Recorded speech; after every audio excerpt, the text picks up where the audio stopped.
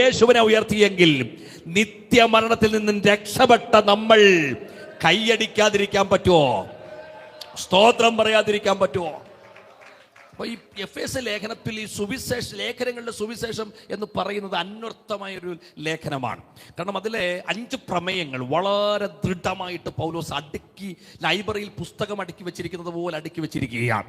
ഒന്ന്, എന്താണ് കൃപ, എന്താണ് മുന്നേമനം, എന്താണ് രക്ഷ, എന്താണ് വീണ്ടെടുപ്പ്, എന്താണ് ദത്തെടുപ്പ്, ഇതെല്ലാം വളരെ മനോഹരമായിട്ട് പൗലോസ് അടുക്കി വെച്ചിരിക്കുകയാണ്. ഇനി എഫേസ്യ ലേഖനം 1-ാം അധ്യായം നമ്മൾ പഠിക്കുമ്പോൾ 1-17 മുതലുള്ള വാക്യങ്ങളിൽ 3 പ്രസക്തമായ ചോദ്യങ്ങൾ, 3 പ്രസക്തമായ ഉത്തരങ്ങൾ. ചോദ്യം നമ്പർ 1, ആരാണ് ക്രിസ്തു? ദൈവമേകനാണ്, ദൈവപുത്രനാണ് ക്രിസ്തു. അതിനൊരു സ്തോത്രം പറയാം. മനസ്സിലായോ? എന്ന് പറഞ്ഞാൽ ലോകത്ത് കാണുന്ന 300 മുക്കോടികളിൽ ഒന്നല്ല ദൈവം. ഒരേ ഒരു ദൈവം, അത് നമ്മൾ ആരാധിക്കുന്ന കർത്താവാണ്. ഇനി 2, ക്രിസ്ത്യാനിത്വത്തിന്റെ മഹത്വം എന്താണ്? മഹത്വം ഇവിടെ ഓൾറെഡി റോയിച്ചാൻ പറഞ്ഞു. എന്നറിയാമോ? ഉലകം മഹാന്മാർ അഖിലരും ഒരുപോലെ കല്ലറയ്ക്കുള്ളിൽ ഒതുങ്ങുമ്പോൾ ഉയർത്തെഴുന്നേറ്റ് ജീവിക്കുന്നവൻ ഒരുവനേ ഉള്ളത് ക്രിസ്തുവാണ്. എന്ന് പറഞ്ഞാൽ ഈ ഏരിയ കൺവെൻഷൻ ആകട്ടെ, ഒരു സ്തോത്രം പറഞ്ഞ സ്വർഗം ചായിച്ചിറങ്ങി വരാൻ കരുത്തുള്ള ഒരുവനുണ്ടെങ്കിൽ അവന്റെ പേരാണ് ക്രിസ്തു. ദൈവത്തിന് സ്തോത്രം.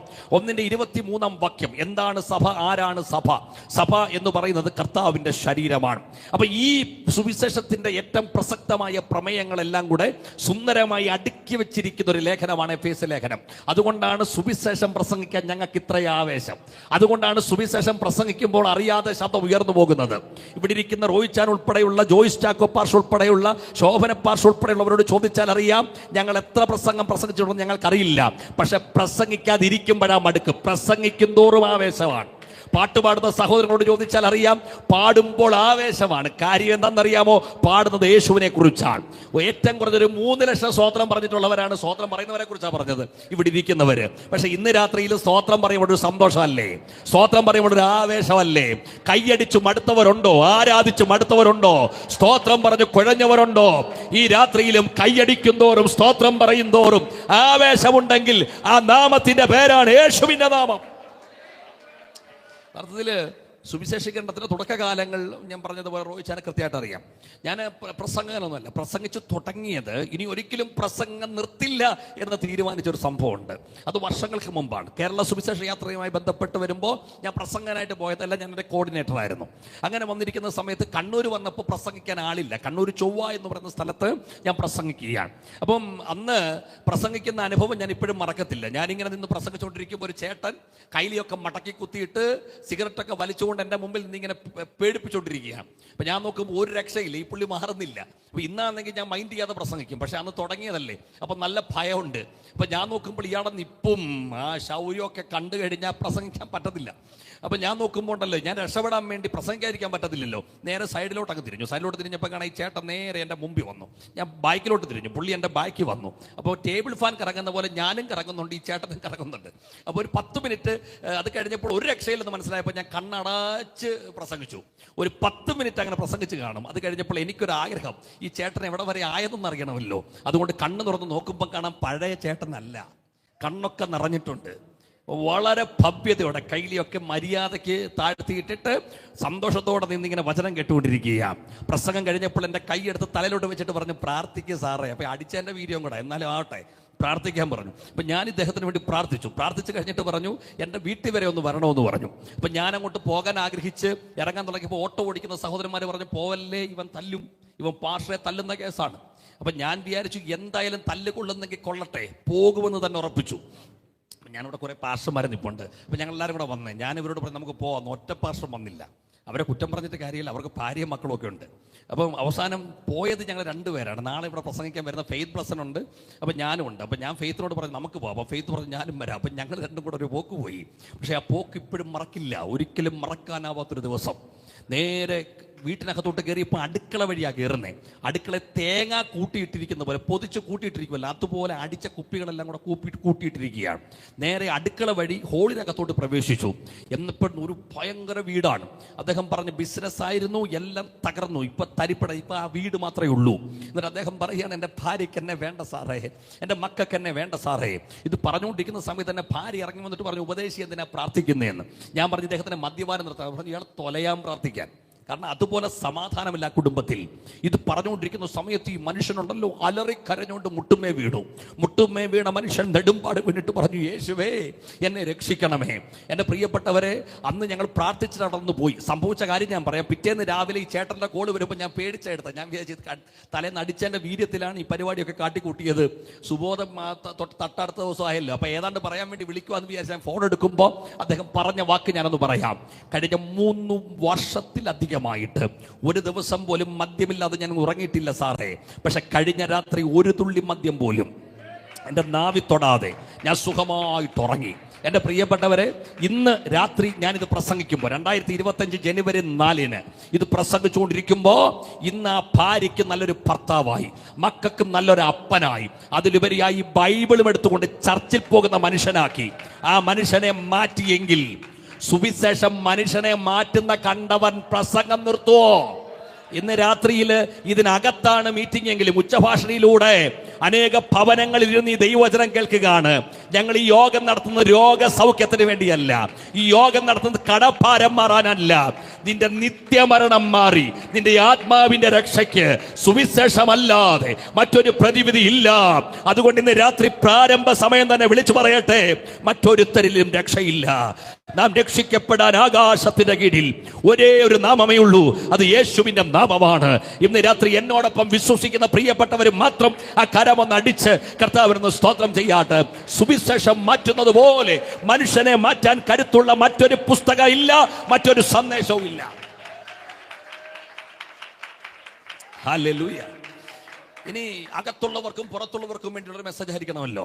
അപ്പോൾ എഫേസ്യ ലേഖനത്തിന്റെ പ്രത്യേകത, പൗലോസിന്റെ 12 പ്രാർത്ഥനകളുണ്ട്. ഈ 12 പ്രാർത്ഥനകളിൽ 2 പ്രാർത്ഥനകൾ നമുക്ക് കാണാൻ കഴിയുന്നത് എഫേസ്യ ലേഖനത്തിലാണ്. അത് പ്രാർത്ഥനകൾ 1-ന്റെ 16-19, 3-ന്റെ 16-19. അപ്പോൾ ഓർക്കാൻ എളുപ്പമാണ്. എന്തൊക്കെയാണ്? 1-ന്റെ 16-19, 3-ന്റെ 16-19. അപ്പൊ നമ്മൾ ഇന്ന് രാത്രി ചിന്തിക്കുന്നത് എഫേസ്യ ലേഖനം 1-ാം അധ്യായത്തിന്റെ 16-19 വാക്യങ്ങളാണ് നമ്മൾ ഇന്ന് രാത്രി ചിന്തിക്കുന്നത്. അപ്പം ആ വാക്യം നമ്മൾ നേരത്തെ നിങ്ങളെ കൊണ്ട് വായിപ്പിച്ചു എങ്കിലും ക്ഷമാപണത്തോടെ വീണ്ടും ഞാൻ ആ ഭാഗം ഒന്ന് വായിച്ചു തുടങ്ങാൻ ഞാൻ നിങ്ങളോടൊന്ന് ആവശ്യപ്പെടുകയാണ്. 16-ാം വാക്യം എങ്ങനെയാണ്? നിങ്ങൾക്ക് വേണ്ടി ഇടവിടാതെ സ്തോത്രം ചെയ്തു. പൗലോസ് പറഞ്ഞു, ഞാൻ എങ്ങനെയാണ് പ്രാർത്ഥിക്കുന്നത്?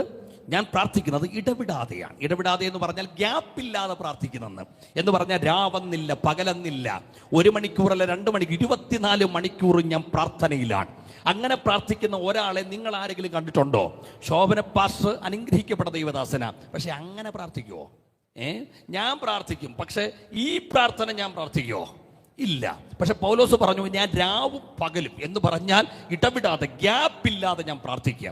എന്നിട്ട് ആർക്ക് വേണ്ടിയാ പ്രാർത്ഥിക്കുക? എൻ്റെ ഭാര്യ, എൻ്റെ മക്കള്, അല്ലല്ല, നിങ്ങൾക്ക് വേണ്ടി. അതിന്റെ അർത്ഥം എന്നറിയോ? അത്ര അത്ഭുതം ഇതാണ്. എഫേസ്യ സഭ സ്ഥാപിച്ചത് പൗലോസ് അല്ല, എഫേസ്യ സഭ സ്ഥാപിച്ചത് അപ്പല്ലോസാണ്. അപ്പൊ താൻ സ്ഥാപിക്കാത്തൊരു സഭയ്ക്ക് വേണ്ടി ഒരു മനുഷ്യൻ കരയാണ്. അതൊരു അത്ഭുതമല്ലേ?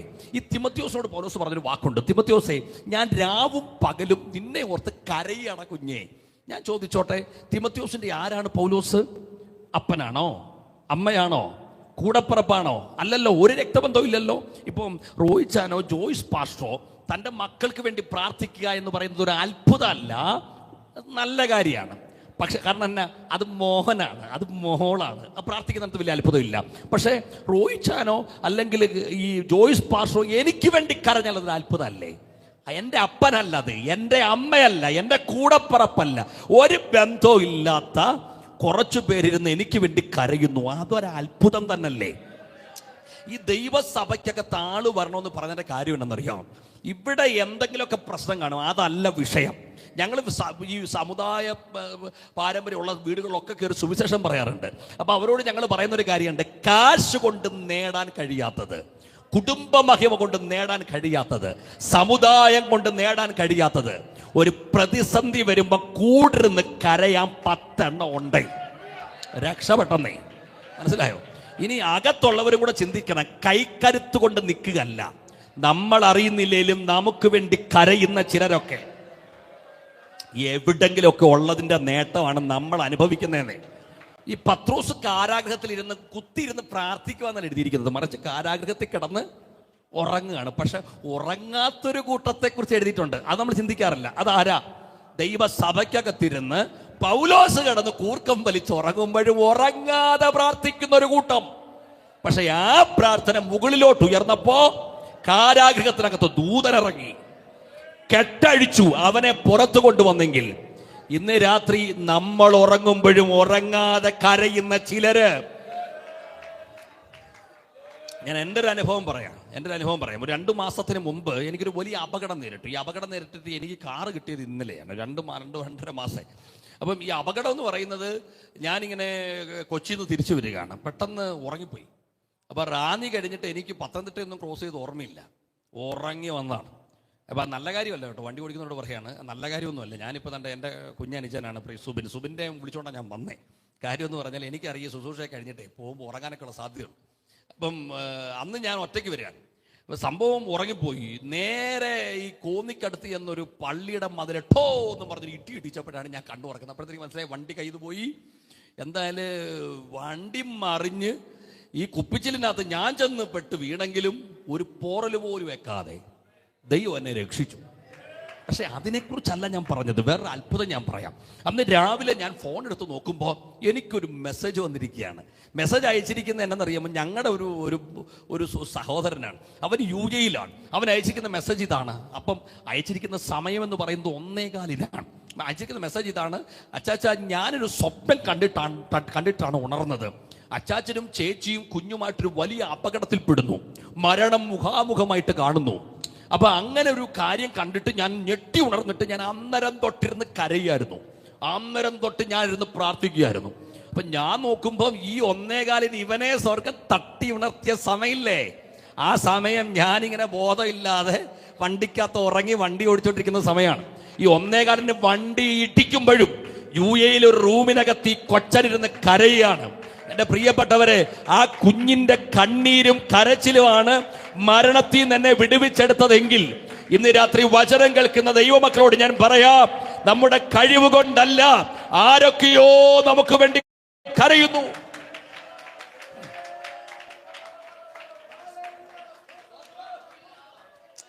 അപ്പൊ നമ്മുടെയൊക്കെ ഒരു പ്രാർത്ഥനാ ജീവിതത്തിൽ ഒരു ഉണർവ് സംഭവിക്കണമെന്നേ, ഒരു പ്രാർത്ഥനാ ജീവിതത്തിൽ ഉണർവ് സംഭവിക്കണം. അപ്പൊ അതങ്ങനെ പ്രാർത്ഥിക്കണം എന്നുണ്ടെങ്കിൽ ഒരു 4 മോഡൽ ഞാൻ നിങ്ങളോട് പെട്ടെന്ന് പറഞ്ഞുതരാം. എഫേസ്യ ലേഖനം 1-ാം അധ്യായത്തിന്റെ നമ്മളിപ്പോൾ വായിച്ച ഭാഗം തന്നെ 1-ന്റെ 16 എങ്ങനെയാ പ്രാർത്ഥിക്കുന്ന അറിയാമോ? ഞാൻ ഗ്യാപ്പില്ലാതെ പ്രാർത്ഥിക്കുന്നു. എങ്ങനെയാ പ്രാർത്ഥിക്കുന്നത്? ഇടപെടാതെ. കുറച്ചൊന്ന് പറ. ഇടപെടാതെ സ്തോത്രം. ഇത് പെന്തക്കോസ്തുകാർക്ക് പരിചയമുള്ള വാക്കല്ലേ? എൻ്റെ വല്യമ്മച്ചയെ വിളിച്ചിരുന്ന സ്തോത്രക്കാരി എന്നാണ്. ഞങ്ങൾ വണ്ടി ഓടിച്ചോണ്ട് പോയപ്പോൾ ഹൈന്ദവനായ ഒരു സഹോദരൻ ഞങ്ങളോട് ചോദിച്ചതാണ്, നിന്റെ മമ്മി എന്തിനാണ് ഓരോ ബ്രേക്ക് പിടിക്കുമ്പോഴും സ്തോത്രം സ്തോത്രം? ഇവനറിയാം എൻ്റെ ഗുട്ടൻസ്. അദ്ദേഹം പറഞ്ഞ ആ സ്തോത്രമൊക്കെ നമ്മളെ രക്ഷപ്പെടുത്തിയത്. ഇപ്പൊ ഈ പഴയ നിയമത്തിലായിരുന്നു ഈ കൺവെൻഷൻ നടന്നിരുന്നതെങ്കിൽ ഇവിടെ മുഴുവൻ കാളകൾ നിരന്നേനെ, ആട്ടുകൊറ്റന്മാരെ നിരന്നേനെ, കുറുപ്രാവുകൾ നിരന്നേനെ. പക്ഷെ ആരും ഇവിടെ കാളയും കൊണ്ട് വന്നില്ല, ആരും ഇവിടെ കുറുപ്രാവിനെയും കൊണ്ട് വന്നിട്ടില്ല. അതരഫലമെന്ന സ്തോത്രയാഗം അർപ്പിച്ചാൽ അതും മതിയെന്നേ. മനസ്സിലായി? ഇപ്പൊ ഇന്ന് രാത്രിയിലും ഈ മീറ്റിങ്ങിന്റെ ഉണർവല്ല. ഞാൻ ചിലത് പറയാറുണ്ട്, ഈ ചിലയിടത്ത് വന്നിട്ട് പ്രതിമ പോലെ ഇരിക്കുന്ന കക്ഷികളുണ്ട്, ഒരു ദൂതും പറയാനില്ല ഇവിടെ. പക്ഷെ ഈ സ്തോത്രം പറഞ്ഞ് ദൈവത്തെ സ്തുതിച്ചുകൊണ്ടിരുന്ന കമ്മ്യൂണിറ്റി പോയിട്ട് ഒരു ചെറു മെസ്സേജ് അടിച്ചാലും തീയാ. അപ്പൊ പ്രാർത്ഥിക്കുമ്പോ എങ്ങനെ പ്രാർത്ഥിക്കണമെന്നാ പറഞ്ഞ്? സ്തോത്രം പറഞ്ഞ് പ്രാർത്ഥിക്കണം. ഇനി രണ്ടാമത്തെ വേറൊരു പ്രാർത്ഥനയുടെ മോഡൽ പറയാം. 3-ാം അധ്യായം 15-ാം വാക്യത്തിൽ പറയാണ് മുട്ടുകുത്തി പ്രാർത്ഥിക്കണം. എങ്ങനെയാണ്? എഫേസ്യ ലേഖനത്തിലെ വാക്യം 3-ന്റെ 15 എങ്ങനെയാണ്? മുട്ടുകുത്തി പ്രാർത്ഥിക്കണം. ഒരുമാതിരിയുള്ള പ്രാർത്ഥനയ്ക്കൊന്നും ഞങ്ങൾ ഈ കസേരയിൽ നിന്ന് ഇറങ്ങത്തില്ല, ഇവിടെ തന്നെ ഇരിക്കും. പിന്നെ രക്ഷയില്ലാതെ വന്നു കഴിഞ്ഞാലേ മുട്ടുമേ വീഴത്തുള്ളൂ. പിന്നെ ഒരു രക്ഷയില്ലെങ്കിൽ പിന്നെ നെടുമ്പാട് വീഴുകല്ലാതെ വല്ല മാർഗമുണ്ടോ? പക്ഷെ കർത്താവിൻ ഞാൻ മനസ്സിലാക്കിയൊരു കാര്യം, മുട്ടുമേൽ ആര് വീണിട്ടുണ്ടോ ഒരു മനുഷ്യന്റെ മുമ്പിൽ മുട്ടുകുത്താൻ ദൈവം അവനെ അനുവദിച്ചിട്ടില്ലെന്നേ. 3.5 വർഷം നീണ്ട വരൾച്ച ഒരു ഭക്തന്റെ മുട്ടുമേലുള്ള പ്രാർത്ഥനയുടെ മുമ്പിൽ മാറിയെങ്കിൽ, മരണരേഖ ദാനിയേലിന്റെ പ്രാർത്ഥനയ്ക്ക് മുമ്പിൽ മാറിയെങ്കിൽ, ഇന്ന് രാത്രി മുട്ടുകുത്തി കരയുന്ന സഹോദര, നമുക്ക് വേണ്ടി ഇറങ്ങുന്നൊരു ദൈവമുണ്ട്. ഈ പഴയ നിയമത്തിൽ ഈ പ്രാർത്ഥന എന്ന് കേൾക്കുമ്പോഴൊരു അമ്മച്ചിയുടെ പേര് ഓർമ്മ വരും. ഏതമ്മച്ചിയാ? ഹന്നയുടെ പ്രാർത്ഥനയെ കുറിച്ച് കൃത്യമായിട്ട് ഞങ്ങൾ ഹൃദയം കൊണ്ട് സംസാരിച്ചതിൽ അത്തരം അനങ്ങിയതല്ലാത്ത ശബ്ദം പുറത്തു വന്നില്ലെന്നാണ്.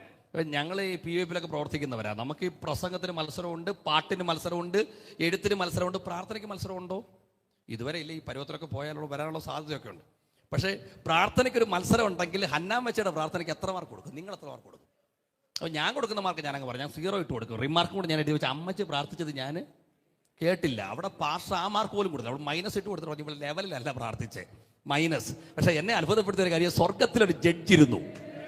കൊടുത്തത് 0 അല്ല, കൊടുത്തത് മൈനസ് മാർക്കല്ല, ഫുൾ മാർക്ക് കൊടുത്ത് അവക്ക് വേണ്ടി ഇറങ്ങിയെങ്കിൽ ഇന്ന് രാത്രി നിലവിളിക്കുന്നവരുടെ മാത്രമല്ല, ഹൃദയത്തിന്റെ അകത്തെ ഞരക്കം പോലും.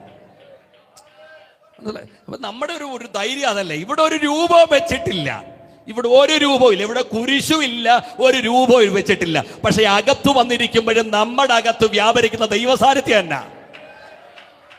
അകം കൊണ്ട് കരയുമ്പോഴും ഇറങ്ങി വരാൻ കരുത്തുള്ള ഒരു അപ്പനാണ് നമ്മുടെ ബലമെങ്കിൽ, നമ്മുടെ കൺവെൻഷന്റെ ഒക്കെ പവർ ഭയങ്കരമാണ്. ഇനി ഏറ്റവും ബെസ്റ്റ് ഒരു മോഡൽ ഞാൻ പറഞ്ഞുതരാം. 6:18 വാക്യം കണ്ടോ? ഏത് നേരത്തും ആത്മാവിൽ പ്രാർത്ഥിക്കണമെന്ന്. എന്തിങ്ങനെ പ്രാർത്ഥിക്കണമെന്ന്? നല്ലൊരു മോഡൽ. എങ്ങനെ പ്രാർത്ഥിക്കണം? ശബ്ദം ഉയർത്തി എന്ന് പറഞ്ഞ് അന്യഭാഷയെ അഭിഷേകവും പ്രാപിച്ചവർ ശബ്ദം ഉയർത്തി പറയണം. എങ്ങനെ പ്രാർത്ഥിക്കണമെന്ന്? ആത്മാവിൽ പ്രാർത്ഥിക്കണം. ആത്മാവിൽ പ്രാർത്ഥിക്കണം എന്ന് പറഞ്ഞാൽ നമ്മൾ ബുദ്ധിയിൽ പ്രാർത്ഥിക്കാറുണ്ട്, തെറ്റൊന്നുമല്ല. ഇവിടെ 2-3 പ്രാർത്ഥിക്കാൻ പറയുമ്പോഴത്തേന് ആത്മാവിൽ പോരാടാൻ നിൽക്കരുത്. അടുത്തൊക്കെ പ്രസംഗിക്കണം, പല കാര്യങ്ങളും നടക്കാനുണ്ട്. പക്ഷേ നല്ല ബെസ്റ്റ് സമയം അർദ്ധരാത്രിയാണ്. പൗലോസും സീലാസും അർദ്ധരാത്രി ഇങ്ങനെ എഴുതിയ, അർദ്ധരാത്രിയിൽ സ്തുതിച്ച് തുടങ്ങിയത്, പ്രാർത്ഥിച്ചു തുടങ്ങിയത്. പക്ഷെ പ്രാർത്ഥന പാട്ടായി, പാട്ട് സ്തുതിയായി, സ്തുതി ആരാധനയായി. അപ്പോഴത്തേനെ ദാണ്ട് കെട്ടും പൊട്ടി ആമോം പൊട്ടി പുറത്തു വന്നു. ഇതാണ് ആത്മാവിലുള്ള പ്രാർത്ഥനയുടെ കരുത്തെന്ന് പറയുന്നത്. മനസ്സിലായോ? സ്വതന്ത്രം ബുദ്ധിയിലുള്ള പ്രാർത്ഥന തെറ്റൊന്നുമല്ല, പക്ഷെ ആത്മാവിലുള്ള പ്രാർത്ഥന എന്ന് പറഞ്ഞൊരു യുദ്ധമാണ്. ഞാൻ ഈ ചില നാളുകൾക്ക് മുമ്പ് കോതമംഗലത്ത് പ്രസംഗിക്കുകയാണ്. അപ്പോൾ പ്രസംഗം നടന്നുകൊണ്ടിരിക്കുന്ന സമയത്ത്, പ്രസംഗം എല്ലാം കഴിഞ്ഞിട്ട് ഒരു 100-300 പേരാ യോഗത്തിലുണ്ട്. ഞാൻ ചോദിച്ചു പ്രാർത്ഥിക്കാൻ ആരെങ്കിലും ഉണ്ടെങ്കിൽ കൈ ഉയർത്താം എന്ന് പറഞ്ഞപ്പം കാണാം ഒരു കൊച്ചു കൈവക്കി, ഒരെണ്ണം. അതിനകത്ത് അത്ഭുതമൊന്നുമില്ലല്ലോ, ഒരെണ്ണം കൈവക്കുക, അതൊരത്ഭുതമായി. 300 ഒരെണ്ണം കൈവക്കിയുള്ളല്ലോ. പക്ഷേ പ്രാർത്ഥിച്ചിട്ട് അടുത്ത ദിവസം ഞാൻ യോഗത്തിന് പോവാണ്. യോഗത്തിന് പോകുമ്പോൾ എനിക്കൊരു കോൾ വരുന്നു. പാസ്റ്ററേ, എന്നെ മനസ്സിലായോ? ഞാൻ പറഞ്ഞില്ല. പക്ഷെ മെനഞ്ഞാന്നേ കോതമംഗലത്ത് വന്ന് പാസ്റ്റർ പ്രാർത്ഥിച്ചിട്ട് പ്രസംഗിച്ചിട്ട് അവസാനം പ്രാർത്ഥിക്കാൻ വേണ്ടി കൈവക്കിയില്ലേ ഒരാളായിട്ട്. അപ്പോൾ ഞാൻ ചോദിച്ചു, മോളെ എന്തിനാ മോളെന്നെ വിളിച്ചേ? അപ്പം എനിക്ക് മനസ്സിലായി മോളെ കാര്യം പറ. അപ്പോൾ അവളെന്നോട് പറഞ്ഞു, ചേച്ചി എനിക്ക് 24 വയസ്സാണ്, എനിക്ക് ശരീരത്തിൽ ഭയങ്കര പ്രശ്നമായിരുന്നു കഴിഞ്ഞ കുറേ ദിവസങ്ങളായിട്ട്. എൻ്റെ വിവാഹമെല്ലാം ഉറപ്പിച്ച് വെച്ചിരിക്കുകയാണ്. അങ്ങനെ പല ഹോസ്പിറ്റലിലും പോയി, അവർ കണ്ടുപിടിച്ചില്ല. അങ്ങനെ എറണാകുളം ലേക്ക് ഷോർ ഹോസ്പിറ്റലിൽ പോയപ്പോഴാണ് രോഗം കണ്ടുപിടിച്ചത്. ക്യാൻസറാണ്, 4th സ്റ്റേജ്. കുഞ്ഞറിഞ്ഞില്ല. തകർന്ന് തരിപ്പണമായിട്ടാണ് വീട്ടിൽ വരുന്നത്. വീട്ടിൽ വരുമ്പോൾ അപ്പം പറഞ്ഞു, മോളെ നമുക്ക് യോഗത്തിന് പോകാം. അവള് പറഞ്ഞു, അപ്പ ഇത്രയും നാൾ പ്രാർത്ഥിച്ചിട്ട് ഒരു ഗുണം ഉണ്ടായില്ല, ഞാൻ യോഗത്തിന് വരുന്നില്ല. അപ്പം പറഞ്ഞു, ലേക്ക് ഷോറിലെ ഡോക്ടറല്ലേ പറഞ്ഞ മോളെ നടക്കത്തില്ലെന്ന്. പക്ഷെ നമ്മൾ ചെല്ലുന്ന സ്ഥലം ഉണ്ടല്ലോ, അവിടെ അസാധ്യങ്ങൾ സാധ്യമാകുന്ന സ്ഥലം. അങ്ങനെയാണ് ഈ കൊച്ചിനെ വിളിച്ചുകൊണ്ട് യോഗത്തിന് വന്നത്. എന്നോട് ആരോ പറഞ്ഞു കൈവെക്കാൻ പറഞ്ഞു. അങ്ങനെ ഞാൻ കൈ ഉയർത്തിയത്. അപ്പോൾ പ്രാർത്ഥിച്ചപ്പോൾ എനിക്കൊന്നും തോന്നിയില്ല. പക്ഷേ ഞാൻ തിരിച്ച് വീട്ടിലോട്ട് പോവാണ്. പപ്പ ഡ്രൈവ് ചെയ്യാണ്. ആ സമയത്ത് എൻ്റെ ശരീരത്തിനകത്ത് ഷോക്ക് അടിക്കുന്ന പോലെ അനുഭവം. അപ്പം ഞാൻ അപ്പനോട് പറഞ്ഞു, അപ്പം പറഞ്ഞു, മോളെ കർത്താവ് നിന്നെ തൊടുവാടി. സ്റ്റിയറിങ് തിരിക്കുന്നതിനിടയിൽ അപ്പ അന്യഭാഷ പറഞ്ഞ് ആരാധിക്കാൻ തുടങ്ങി. തൊട്ട് പുറയിലിരിക്കുകയാണ് അമ്മ കൈ അണിച്ച് ആരാധിക്കാൻ തുടങ്ങി. അവസാനം നീ നേരെ വീട്ടിൽ ചെന്നു പ്രാർത്ഥിച്ചിട്ട് കിടന്നുറങ്ങി. പിറ്റേന്ന് രാവിലെ ലേക്ക് ഷോറിൽ ചെന്ന് ചെക്ക് ചെയ്തപ്പോൾ അങ്ങനെ ഒരു രോഗം ആ കുഞ്ഞിൻ്റെ ശരീരത്തിൽ ഇല്ല. ആത്മാവിലുള്ള പ്രാർത്ഥനയ്ക്ക് കരുത്തുണ്ടെന്നേ. ഇന്ന് രാത്രിയിൽ ഈ ഹോളിനകത്തിരുന്ന് അന്യഭാഷയിൽ ആരാധിക്കുന്നതിന് ഒരു ഔപചാരികതയും വേണ്ട. ഇതിനകത്ത് നടക്കുന്ന ആത്മീയ ആരാധന ദേശത്തുള്ള കെട്ടുകൾ അഴിച്ചിരിക്കും. ദേശത്ത് വ്യാപരിക്കുന്ന ദുർഭൂത ശക്തികൾ അടഞ്ഞിരിക്കും. ഇന്ന് രാത്രി വിശ്വസിക്കുന്നവരുണ്ടെങ്കിൽ ആ കരമടിച്ച് അന്യഭാഷയിൽ അല്പസമയം കർത്താവിന് സ്തോത്രം ചെയ്യാം.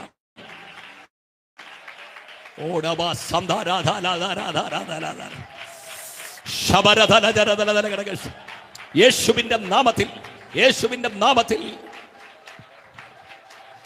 ഹല്ലേലൂയ. ഇനി ഒറ്റ മോഡലും കൂടെ പറയാനുള്ള സമയമുള്ളൂ.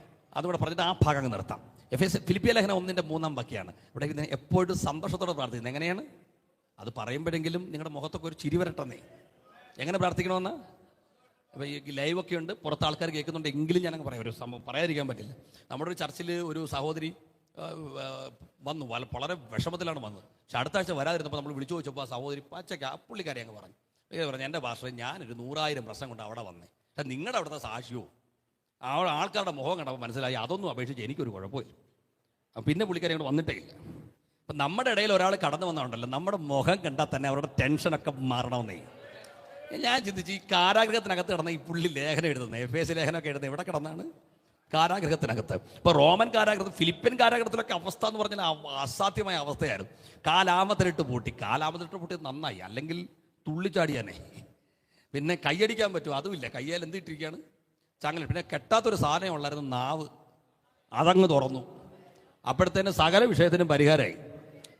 ഇപ്പം നമുക്ക് കൈ ഉയർത്താൻ പറ്റുമല്ലോ, അല്ലേ? പറ്റുമല്ലോ. കൈ അടിക്കാനും പറ്റുമല്ലോ, നാവ് തുറക്കാനും പറ്റുമല്ലോ. ഇതെന്തിനാന്ന് ഇങ്ങനെ പറഞ്ഞെന്നറിയോ? പലരും വെന്റിലേറ്ററിലാണ്. കൈ അനക്കാൻ പറ്റുന്നില്ല, കാലനക്കാൻ പറ്റുന്നില്ല, അധരം ചലിപ്പിക്കാൻ പറ്റുന്നില്ല. പക്ഷെ കൈ ഉയർത്തിയും കരമടിച്ചും അധരം തുറന്നും ഒക്കെ ദൈവത്തെ ആരാധിക്കാൻ കഴിയുന്നെങ്കിൽ പുറകോട്ട് മാറരുത്.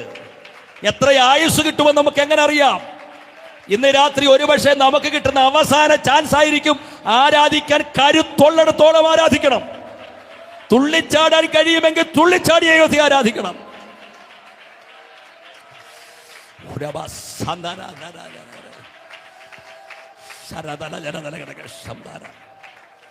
അപ്പൊ പൗലോസിന്റെ പ്രാർത്ഥനയുടെ 4 മോഡലുകളാണ് പറഞ്ഞത്. ഇനി പൗലോസ് പ്രാർത്ഥിക്കുന്ന 5 പ്രാർത്ഥനാ വിഷയങ്ങളുണ്ട്. അത് നമുക്ക് പെട്ടെന്ന് ചിന്തിച്ചിട്ട് നിർത്താം. പൗലോസ് പ്രാർത്ഥിക്കുന്ന 1ാമത്തെ പ്രാർത്ഥനാ വിഷയം, ഇനി ഞാൻ വാക്യം വായിപ്പിക്കുന്നില്ല. വാക്യം വായിപ്പിച്ച സമയം ഇങ്ങനെ പോകും. 9 മണിക്കല്ലേ നിർത്തണ്ടേ? 9 മണിക്ക് നിർത്തണം. അപ്പോൾ ഇനി 3/4 മണിക്കൂറേ ഉള്ളൂ. അപ്പോൾ അതുകൊണ്ട് വളരെ ശ്രദ്ധിച്ചിരിക്കുക. അപ്പം പൗലോസ് പ്രാർത്ഥിക്കുന്ന പ്രാർത്ഥനാ വിഷയങ്ങൾ 1, 2, 3, 4, 5 കാര്യങ്ങൾ പറയാൻ പോവാണ്. 1ാമത്തെ കാര്യം പൗലോസ് പറയാണ്, നിങ്ങളത് വാക്യം നോക്കിയേ, നിങ്ങൾക്ക് ജ്ഞാനത്തിൻ്റെയും വെളിപ്പാടിൻ്റെയും ആത്മാവിനെ കിട്ടണം. എന്തിനാണെന്നറിയാമോ? നമ്മുടെ ദൈവത്തെക്കുറിച്ചൊരു അറിവ് നമുക്ക് കിട്ടാൻ. എൻ്റെ പ്രിയപ്പെട്ടവരെ, മനസ്സിലായോ? അതിൻ്റെ അർത്ഥം എന്നാണെന്നറിയാമോ? എൻ്റെ ദൈവം ആരെന്ന് എനിക്കൊന്ന് മനസ്സിലായ ഞാൻ രക്ഷപ്പെട്ടു. ഇതിന് പ്രശ്നം, ഇത് ചെറിയൊരു കാര്യമല്ല ഞാൻ ഈ പറഞ്ഞത്. എൻ്റെ പ്രിയപ്പെട്ടവർ, നമ്മുടെ ജീവിതത്തിൽ ഏറ്റവും വലിയ സന്തോഷം എന്നറിയാം, യഥാർത്ഥ ദൈവത്തെ കണ്ടുമുട്ടാൻ ഭാഗ്യം കിട്ടിയതാണ്. ലോകത്തിൽ പലർക്കും ആ ഭാഗ്യമില്ല. ദൈവത്തിന്റെ അടുക്കലേക്ക് എത്താനുള്ള ഏക വഴി യേശു. ആ യേശുവിലൂടെ ദൈവത്തിന്റെ ഈ വെളിപ്പാട് നമ്മുടെ അകത്ത് കിട്ടിയതാണ് നമ്മുടെ ജീവിതത്തിലെ ഏറ്റവും വലിയ സന്തോഷം. സോദരം ലോകം മുഴുവനെ തെരഞ്ഞെടുക്കാണ് ആരാണ് യഥാർത്ഥ ദൈവം, ആരാണ് യഥാർത്ഥ ദൈവം. ഞാനൊരു ഉദാഹരണം പറയാം. ഒരാളിങ്ങനെ കർത്താവിൻ്റെ മഹത്വത്തെക്കുറിച്ച് പറയാനാണ്. ഒരാളിങ്ങനെ നടന്നു പോകുന്നതിനിടയിൽ കാല് തെറ്റിയിട്ടൊരു വലിയ ചെളിക്കുണ്ടി വീണ് അവിടെ കിടന്നിട്ട് കയ്യും കാലോട്ട് അടിക്കുകയാണ്. അയ്യോ എന്നെ രക്ഷിക്കണേ എന്ന് പറഞ്ഞ് കയ്യും കാലോട്ട് അടിക്കുന്നതിൻ്റെ ഇടയിൽ ഞാൻ അതുവഴി അങ്ങ് പോയി. എന്നെ അറിയാവുന്ന പുള്ളിയാണ്. അപ്പം പറഞ്ഞു, ശിവനെ പൊന്നുമോനെ എന്നെ ഒന്ന് രക്ഷിക്കടാ എന്ന് പറഞ്ഞപ്പോൾ ഞാൻ ഈ കണ്ടുവെച്ചേക്കുന്നൊരു ശൈലിയുണ്ടേ. അപ്പോൾ ഞാൻ പെട്ടെന്ന് ജെയ്സൺ ബ്രദറിനെ വിളിച്ചിട്ട് പറഞ്ഞു, ഒരുത്തൻ ഇപ്പോൾ ചാവാൻ പോവാണ്, പിന്നെ നമുക്കൊരു കാര്യം, നമുക്കൊരു യോഗം നടത്തണം. അപ്പം സൗണ്ട് സിസ്റ്റം എടുത്തുകൊണ്ട് വരാൻ പറഞ്ഞു. അപ്പം പുള്ളി ഒരു 10,000 വാട്ട് സൗണ്ടെങ്കിലും വേണ്ടേ. അപ്പോൾ ഒരു 10,000 വാട്ട് സൗണ്ട് അങ്ങോട്ട് കൊണ്ടുവച്ചു.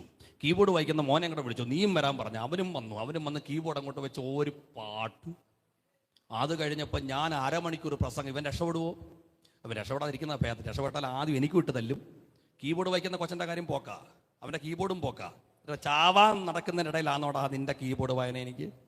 അപ്പം ഞാൻ അവനോട് പറയാണ്, മോനെ നീയേ തീർത്ഥാടനം നടത്ത് എന്ന് പറഞ്ഞു കഴിഞ്ഞാൽ, എടാ അവന് ഈ പുറത്തോട്ടൊന്ന് വന്നിട്ട് വേണ്ടേ ഒന്ന് നടന്നു തുടങ്ങാൻ. നിന്നോട് മല കയറിപ്പോകാൻ പറഞ്ഞാൽ ഇവൻ എങ്ങനെ നടക്കും? ഇവൻ ചാവാൻ പോവാണ്. ഇവനോട് ഞാൻ പറയാണ്, മെഴുകുതിരി കത്തിച്ചാൽ നീ രക്ഷപ്പെടുവിട. യാഗം നടത്തിയ യോഗം നടത്തു, ഹോമം നടത്ത്, പെരുന്നാൾ നടത്ത്, ആചാരം നടത്ത്, നീ രക്ഷപ്പെടുമെന്ന് പറഞ്ഞ് ചാവാൻ കിടക്കുന്നവന് മെഴുകുതിരി വേണ്ട. ചാകാൻ കിടക്കുന്നവന് രക്ഷയ്ക്ക് തീർത്ഥാടനമല്ല വേണ്ടത്, അവന് പ്രസംഗമല്ല വേണ്ടത്, പാട്ടല്ല വേണ്ടത്, അവനെ രക്ഷിക്കാൻ ഒരു രക്ഷകനാ. എൻ്റെ പ്രിയപ്പെട്ടവരെ, കഴിഞ്ഞ ദീർഘവർഷങ്ങൾ വേണ്ട, ചരിത്രം തുടങ്ങി അന്നു മുതൽ ഇന്ന് വരെ ലോകത്തിൽ അനേകം മഹാത്മാക്കൾ പിറവിയെടുത്തിട്ടുണ്ടെങ്കിലും, മത നേതാക്കൾ പിറവിയെടുത്തിട്ടുണ്ടെങ്കിലും, ചക്രവർത്തിമാർ പിറവിയെടുത്തിട്ടുണ്ടെങ്കിലും, അവർക്കാർക്കും മാനവജാതിയെ പാപത്തിന്റെ ചെളിക്കുണ്ടിന്ന് പൊക്കിയെടുക്കാൻ കരുത്തില്ലാതിരുന്നപ്പോൾ 2000 വർഷങ്ങൾക്കപ്പുറം സ്വർഗമഹിമകളെ വെടിഞ്ഞ് താണഭൂമിയിലേക്ക് ഇറങ്ങി വന്ന് പാപത്തിന്റെ ചെളിക്കുണ്ടിൽ മുങ്ങിത്താണ മാനവരാശിയെ പൊക്കിയെടുത്ത് നേതാവുണ്ടെങ്കിൽ ആ നേതാവിന്റെ പേര് യേശുവെന്ന. ഈ വെളിപ്പാട് കിട്ടിയതല്ലേ ജീവിതത്തിലെ ഏറ്റവും വലിയ നേട്ടം. യോഹന്നാന്റെ സുവിശേഷം 1-ാം അധ്യായം 18-ാം വാക്യം ഒരു മനോഹരമായ വാക്യം. ആ വാക്യം, ദൈവത്തെ ആരും ഒരു നാളും കണ്ടിട്ടില്ല, പക്ഷെ പിതാവിന്റെ മടിയിലിരിക്കുന്ന പുത്രൻ അവനെ വെളിപ്പെടുത്തിയിരിക്കുന്നു. പക്ഷെ ഈ വെളിപ്പാട് കിട്ടുന്നവൻ സാധാരണക്കാരനല്ലെന്നും കൂടെ മനസ്സിലാക്കണം. മനസ്സിലായോ? അതിന്റെ അർത്ഥം കർത്താവ് ചോദിച്ചു, എന്നെ നിങ്ങൾ ആരെന്നാ പറയുന്നേ? അപ്പൊ പറഞ്ഞു, നീ ഏലിയാവാണ്, നീ ഇരമ്യ പ്രവാചകരാണ്. പക്ഷേ എല്ലാവരും ഇങ്ങനെ ചോദ്യങ്ങൾ ഉത്തരമൊക്കെ പറഞ്ഞുകൊണ്ടിരിക്കുന്നുണ്ട്. നിങ്ങൾ എന്നെ ആരെന്ന് പറഞ്ഞപ്പോ യോഹന്നാന്റെ വായടഞ്ഞു, ഒന്നും പറയാനില്ല, യൂദയ്ക്കൊന്നും പറയാനില്ല. പക്ഷേ തൻ്റെ ഇടത്തോടെ പത്രോസ് മുമ്പോട്ട് വന്നിട്ട് പറഞ്ഞു, ഞാൻ പറയാം അങ്ങാരാന്ന്, നീ ജീവനുള്ള ദൈവത്തിന്റെ പുത്രനായ ക്രിസ്തു. ഇത് കേട്ടപ്പോഴേ കർത്താവ് പറഞ്ഞു, മോനെ, ഇത് നിനക്ക് വെളിപ്പെടുത്തിയത് ജഡരക്തമൊന്നുമല്ല, ഇത് നിനക്ക് കിട്ടിയത് വെളിപ്പാടിനാലാ. എന്നിട്ട് അടുത്ത വാക്യം, നീ കെട്ടിയാൽ കെട്ടും, നീ അഴിച്ചാൽ അഴിയും. യോഹന്നാനോട് എന്താ ഇത് പറയാഞ്ഞേ? യൂദയോട് എന്താ ഇത് പറയാഞ്ഞേ? അതിന്റെ ഉത്തരം ഞാൻ പറയാം. ഈ വെളിപ്പാട് കിട്ടിയവൻ കെട്ടിയാലേ കെട്ടു, ഈ വെളിപ്പാട് കിട്ടിയവൻ അഴിച്ചാലേ അഴിയൂ.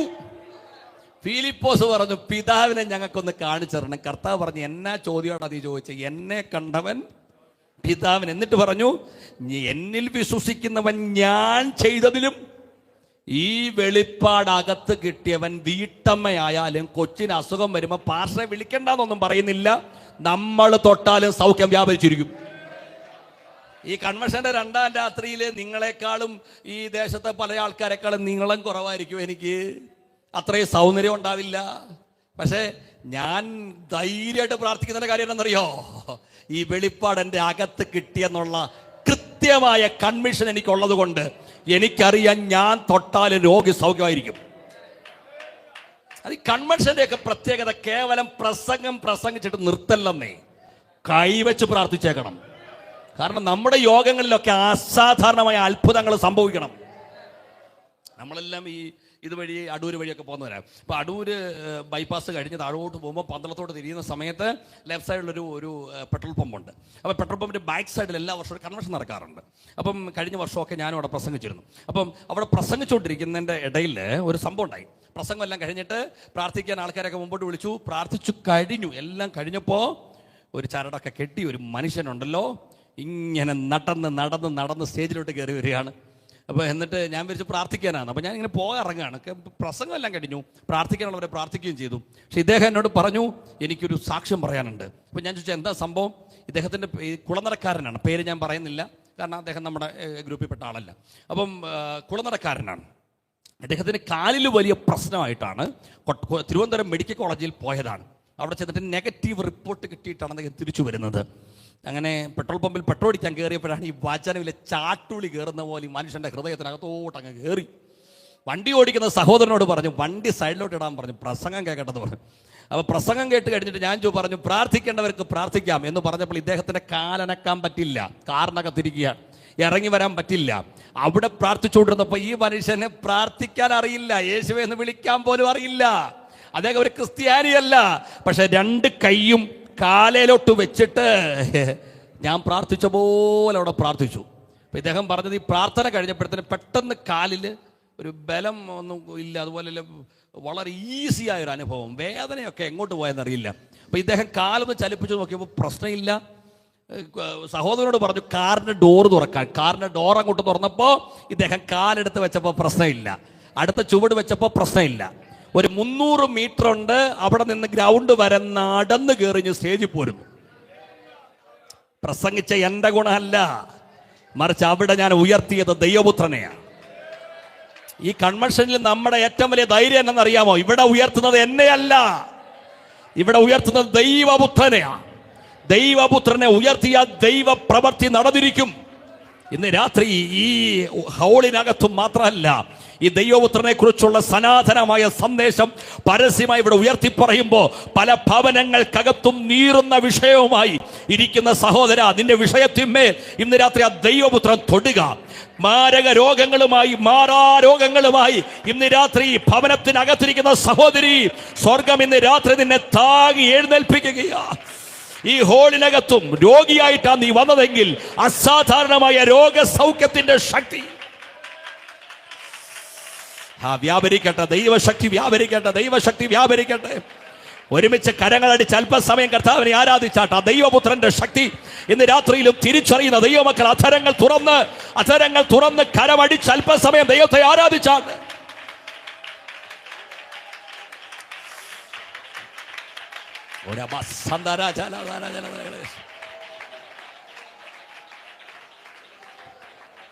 പൗലോസ് ഹൃദയം നിറഞ്ഞ് പ്രാർത്ഥിക്കുകയാണ്, കർത്താവേ ഇവരുടെ ദൈവത്തെക്കുറിച്ചുള്ള ഒരു അറിവ് ഇവർക്ക് കിട്ടണം. രണ്ടാമത്തെ പൗലോസിന്റെ പ്രാർത്ഥന വിഷയം എന്നറിയോ? ഇവരുടെ ഹൃദയ ദൃഷ്ടി പ്രകാശിക്കണം. നമ്മുടെ ജീവിതത്തിൽ ഹൃദയത്തിന്റെ കണ്ണ് തുറന്നത് കൊണ്ടാണ് നമ്മൾ അകത്ത് വന്നേ, അല്ലേ? ലുദിയയുടെ ഹൃദയത്തിന്റെ കണ്ണ് തുറന്നില്ലേ? അപ്പൊ അവൾ യേശുവിനെ സ്വീകരിച്ചു. നമ്മുടെ ഹൃദയത്തിന്റെ കണ്ണ് തുറന്നു, അതുകൊണ്ട് നമ്മൾ അകത്ത് വന്നു. അതൊരു കൃപയല്ലേ? പക്ഷെ പൗലോസ് ഇവിടെ പറയുന്നത് ഹൃദയത്തിന്റെ കണ്ണ് തുറക്കണേന്നല്ല, ഹൃദയത്തിന്റെ ദൃഷ്ടി. അതിന്റെ അർത്ഥം എന്താ പറയുക? പ്രകാശം എന്ന് പറഞ്ഞാൽ ഇപ്പോഴും കത്തണം എന്ന് പറഞ്ഞാൽ ഞാൻ അല്ലെങ്കിൽ എന്നോ ഹൃദയത്തിന്റെ കണ്ണ് തുറന്നു എന്നുള്ളതാണെങ്കിലാണ് ഈ പാരമ്പര്യം അധികം പറയുന്നത്. കേട്ടില്ലേ? 50 വർഷമായി, 30 വർഷം. ഇന്ന് കത്തുന്നോ? ഇന്നലെ കത്തിയ തീ ഇന്ന് കത്തുന്നില്ലെങ്കിൽ അത് ചാരവാ. അത് വല്ല റോസാ ചെടിക്ക് വിട്ടു കൊടുക്കാന്നുള്ളതല്ലാതെ കാറ്റ് വരുമ്പോ ഷൂ പറന്നു പോയി, അത്രേ ഉള്ളൂ. നമ്മൾ പാരമ്പര്യത്തിന്റെ ആൾക്കാരല്ല, നമ്മൾ ആത്മാവിന്റെ ശക്തി ആവഹിച്ച് ഹൃദയത്തിനകത്ത് സ്വീകരിക്കുന്ന അഭിഷക്തന്മാരാണ്. പൗലോസ് പറയാണ് ഹൃദയത്തിന്റെ ദൃഷ്ടി എന്ത് ചെയ്യണം? പ്രകാശിക്കണം. അപ്പൊ അതിന്റെ അർത്ഥം എന്നാ? നല്ല അന്ധന്മാർ നമ്മുടെ ഇടയിലുണ്ടെന്നാ. ഒരു വാക്യമുണ്ട്, നിങ്ങൾക്ക് അറിയാവുന്നൊരു വാക്യം. എന്നറിയാം, ഈ തേജസ്സുള്ള സുവിശേഷം ശോഭിക്കാതിരിക്കാൻ ഈ ലോകത്തിന്റെ ദൈവം അവിശ്വാസിയുടെ മനസ്സിനെ എന്ത് ചെയ്തു? അപ്പൊ അതിന്റെ അർത്ഥം ഇന്ന് ഈ 2025 ജനുവരി 4 തീയതിയാണോ ഇവിടെ സുവിശേഷം ആദ്യമായിട്ട് പ്രസംഗിക്കുന്നേ? ആണോ? എത്രയോ പതിറ്റാണ്ടുകളായിട്ട് പ്രസംഗിക്കുകയാണ്. എത്രയോ കാലങ്ങളായിട്ട് ഈ ദേശം കേട്ടു സുവിശേഷം. പക്ഷെ എന്താ പലരും അകത്തു വരാത്തെ? വിഷയം പലരുടെയും മനസ്സ് കുരുടായി പോയി. ഇന്ന് രാത്രിയിലും ഇത് പറയുമ്പോൾ ആശങ്കയോടാ പറയുന്നേ, എന്റെ സഹോദര, ഇത് പക്ഷെ നീ കേൾക്കുന്ന അവസാന സന്ദേശമായിരിക്കും. തട്ടിക്കളയരുത്. സുവിശേഷ ഹൃദയത്തിനകത്തോട് സ്വീകരിച്ചോണം. കാര്യം ഇത് പ്രാണൻ രക്ഷപ്പെടുന്ന കാര്യമാണ്, അല്ലേ? എന്ന് പറഞ്ഞാൽ ഇതെന്തുകൊണ്ടാ ഈ കാശൊന്നും ഇല്ലാതിരുന്ന സമയത്തും ഇങ്ങനൊരു കൺവെൻഷൻ സംഘടിപ്പിക്കുന്ന ഒരു മിഷൻ സെന്റർ ആയതേ ഉള്ളൂ. പക്ഷെ എന്തിനാ കൺവെൻഷൻ സംഘടിപ്പിക്കുന്ന? ആൾക്കൂട്ടത്തിന്റെ ബലമല്ല, സപ്പോർട്ട് ചെയ്യാൻ സ്പോൺസേഴ്സ് ഉള്ളതുകൊണ്ടല്ല. ഈ ദേശത്തെ ആത്മാവിന്റെ വില സകല ലോകത്തിന്റെ വിലയെക്കാളും മൂല്യമുള്ളതായതുകൊണ്ട് ഒന്നേലും രക്ഷപ്പെടുന്നെങ്കിൽ രക്ഷപ്പെടട്ടെ. അപ്പൊ അതുകൊണ്ട് ഇന്ന് രാത്രിയിലും ഇത് പെന്തക്കോസ്തിന്റെ ഉപദേശമാണോ രക്ഷ? ബിബ്ലിക്കൽ ഉപദേശമല്ലേ? സ്നാനം പെന്തക്കോസ്തിന്റെ ഉപദേശമാണോ? അല്ല. വിശ്വാസ സ്നാനം വേദപുസ്തക ഉപദേശമല്ലേ? ഇതൊക്കെ നെഞ്ചിന് നേരെ കയറി വരുമ്പോഴും സഹോദരി സഹോദര തട്ടിക്കളയരുത്. നിന്റെ ഹൃദയം ഇന്ന് രാത്രി കുരുടാക്കരുത്. അത് പുറത്തുള്ളവർ. പക്ഷെ അകത്തുള്ളവരോട് ഞാൻ പറയാം, വചനം കേൾക്കുമ്പം അംഗീകരിക്കാൻ കഴിയുന്നില്ലെങ്കിൽ നമ്മളും കുരുടരാണ്. ഇപ്പം ഞാനല്ല, ഇന്നലെ സജിത് പാർഷ വന്നു, നാളെ ഫെയ്ത്ത് പ്ലസം പ്രസംഗിക്കുന്നു, പിന്നെ ജോയ്സ് പാർഷ ആയിരിക്കാം, റോയ് ആയിരിക്കാം, ആരോ പ്രസംഗിക്കട്ടെ. പ്രസംഗിക്കുന്ന ആളല്ല വിഷയം. താണ്ട് മുമ്പിലിരിക്കുന്ന കുഞ്ഞാണ് പ്രസംഗിക്കുന്നില്ല, അവൻ പറയുന്നത് വചനമാണ്. പേടിക്കണം. കാര്യം അത് നമുക്കുള്ള സന്ദേശമാണ്. പക്ഷെ വചനം കേൾക്കുമ്പോൾ ഇങ്ങോട്ട് തട്ടരുത്, നമുക്കാണ് അങ്ങ് ഏറ്റെടുക്കണം. ഇത് എൻ്റെ ജീവിതത്തിൽ ഞാൻ പ്രസംഗിച്ച് തുടങ്ങിയിട്ട് ഒരു 7-8 വർഷമായി. അപ്പോൾ ഒരു 8 വർഷം മുമ്പൊക്കെ പ്രസംഗിച്ച് തുടങ്ങുന്ന സമയത്ത് എനിക്കൊരു കഴിവുള്ള ആളല്ല കേട്ടോ. എനിക്ക് പ്രസംഗിക്കാൻ ഒരു ഇൻബിൽറ്റ് പ്രസംഗ ശൈലിയുള്ള ആളല്ല. എന്നെക്കാളും പ്രായം കുറഞ്ഞവരും കൂടിയവരും എൻ്റെ സമപ്രായക്കാരൊക്കെ വേദിയിൽ കർത്താവിന് വേണ്ടി കത്തുമ്പോൾ ഞാൻ ആൾക്കാരുടെ കൂട്ടത്തിലിരുന്ന് പ്രാർത്ഥിക്കാറുണ്ടായിരുന്നു, കർത്താവെ അത്രയും കഴിവൊന്നും വേണ്ട, 1/2 മണിക്കൂർ തെറ്റില്ലാതെ വചനം പറയാൻ എനിക്കൊന്ന് പറ്റിയിരുന്നെങ്കിൽ.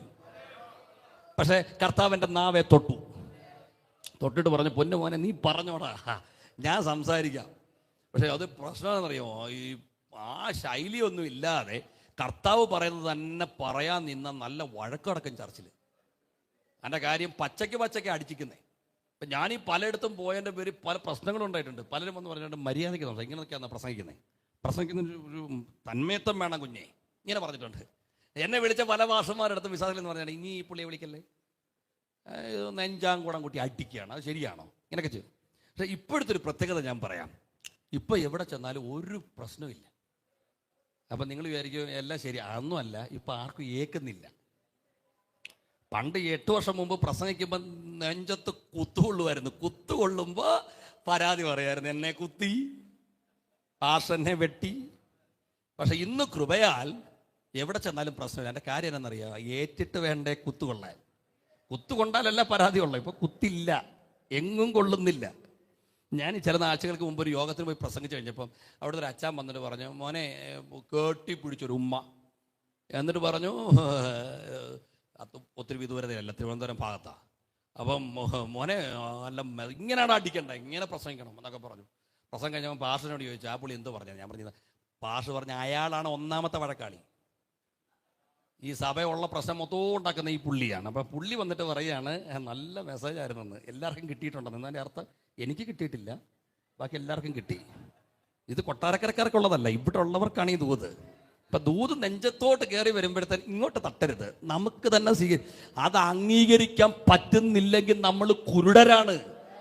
നമ്മൾ അന്ധരാകാൻ പാടില്ല. വചനം എനിക്കുള്ളതാന്ന് പറഞ്ഞിട്ടെടുക്കണം. എന്റെ പ്രിയപ്പെട്ടവരെ, ലവോദിക്ക സഭയെ നോക്കിക്കൊണ്ട് കർത്താവ് പറഞ്ഞു, ലവോദിക്ക സഭയെ നീ കുരുടനാ.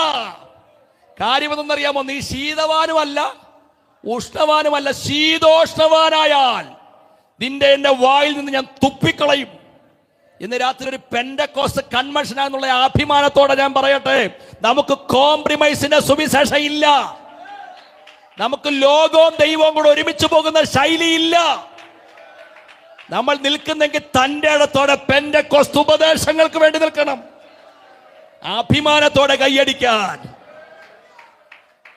അവിടെയും ചാടും ഇവിടെയും ചാടും. ഈ പരിപാടിനകത്ത് നടക്കില്ലെന്നേ. ഞാൻ ഈ ലൈവ് ഉണ്ടെങ്കിൽ ചില കാര്യങ്ങൾ തുറന്ന് പറയാൻ നിങ്ങൾ ക്ഷമിക്കണം. പൊതുവെ സിസ്റ്റർ ഞാൻ പറഞ്ഞു, ഞാനടുത്ത് പോയി പ്രസംഗിക്കാൻ നേരം ആ കൺവെൻഷൻ എന്ന് പറഞ്ഞാൽ ഉത്സവമാണ്. എന്നാ മീറ്റിങ്ങും ഉണ്ട്, മീറ്റിങ്ങിന് ശേഷം ഈറ്റിങ്ങും ഉണ്ട്, എല്ലാം ഉണ്ട്. ഇപ്പം ആഘോഷം. യോഗം കഴിഞ്ഞപ്പം പാസ്റ്റർ എന്നോട് പറഞ്ഞു, അവിടുത്തെ സെൻട്രൽ പാസ്റ്റർ എന്നോട് പോകുന്ന വഴി എന്നോട് പറഞ്ഞു, ഷിബിനെ ഇവരുടെ ആവേശം കണ്ടിട്ടൊന്നും ഒരു സന്തോഷവും തോന്നണ്ട, ഇവർ തന്നെയാണ് ഓണപ്പരിപാടി നടത്തുന്നത്. ഇവരിപ്പോൾ കൺവെൻഷൻ നടത്താൻ സ്റ്റേജ് കെട്ടി, ഓണപ്പരിപാടി വരുമ്പോൾ അതിന് ഇവർ സ്റ്റേജ് കെട്ടും. പിന്നെ അപ്പം പറഞ്ഞു, ഇപ്പം നമ്മുടെ ക്രിസ്ത്യൻ പാട്ടിന് ചാടും, ഓണപ്പരിപാടിയുടെ സിനിമാ പാട്ടിനും ചാടും. പിന്നെ ഏറ്റവും രസകരമായ കാര്യം പറഞ്ഞത് സഭയുടെ സെക്രട്ടറിയാണ്, ക്ലബിൻ്റെ സെക്രട്ടറി. അപ്പം ഈ വകുപ്പൊന്നും നമുക്കില്ല. നമ്മൾ നിൽക്കുന്നെങ്കിൽ കർത്താവിന് വേണ്ടി തൻ്റെ ഇടത്തോടെ നിൽക്കും. കർത്താവ് വരുന്നത് തൂത്തുവാരി എല്ലാം കൂടെ കൊണ്ടുപോകാനല്ല. സഭ ആരാന്നറിയോ? ഒഴുക്കിനൊപ്പം ഒഴുകുക ഈസിയാ. നമ്മൾ കണ്ടില്ലേ, ഈ തിരുവനന്തപുരം ഭാഗത്തില്ലെന്ന് തോന്നുന്നു, കൊല്ലം ജില്ലയിലൊക്കെ ഒരു പ്രശ്നം എന്ന് പറഞ്ഞാൽ കല്യാണം കഴിയുമ്പോൾ വോട്ട് കൊടുത്തിട്ട് മുമ്പോട്ട് ചെന്ന് നിന്നാൽ മതി, ഒഴുക്കി എടുത്തോണ്ടങ്ങ് പോവും. ഷട്ടറും കൂടെ തുറക്കുമ്പോഴത്തേന് എടുത്തോണ്ടങ്ങ് പോവും. അപ്പം ലോകത്തിൻ്റെ ഒഴുക്കിനനുസരിച്ച് നിന്നാൽ മതി, അത് ഈസി പ്രോസസ്സാണ്. പക്ഷെ സഭ ആരാന്നറിയാം? ഒഴുക്കിനെതിരെ ഒഴുകുന്നവനാണ്.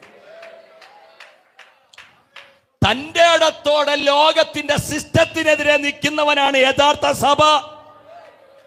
എൻ്റെ പ്രിയപ്പെട്ടവരെ, അങ്ങനെയുള്ളവരുടെ കൂട്ടത്തിലാകണം. ഞാൻ പറഞ്ഞില്ല, ഞാനിപ്പോൾ കൗൺസിൽ പ്രസ്ബിറ്ററിലുണ്ട്. അപ്പോൾ ഈ ഒരു ദൈവദാസന് ഇൻ്റർവ്യൂ വന്നപ്പോൾ ആ ദൈവദാസനോട് ചോദിച്ചു, സഭ മഹോപദ്രവത്തിലൂടെ പോവോ ഇല്ലയോ? നിങ്ങളുടെ ഉത്തരം പറഞ്ഞു സഭ മഹോപദ്രവത്തിലൂടെ പോവോ ഇല്ലയോ?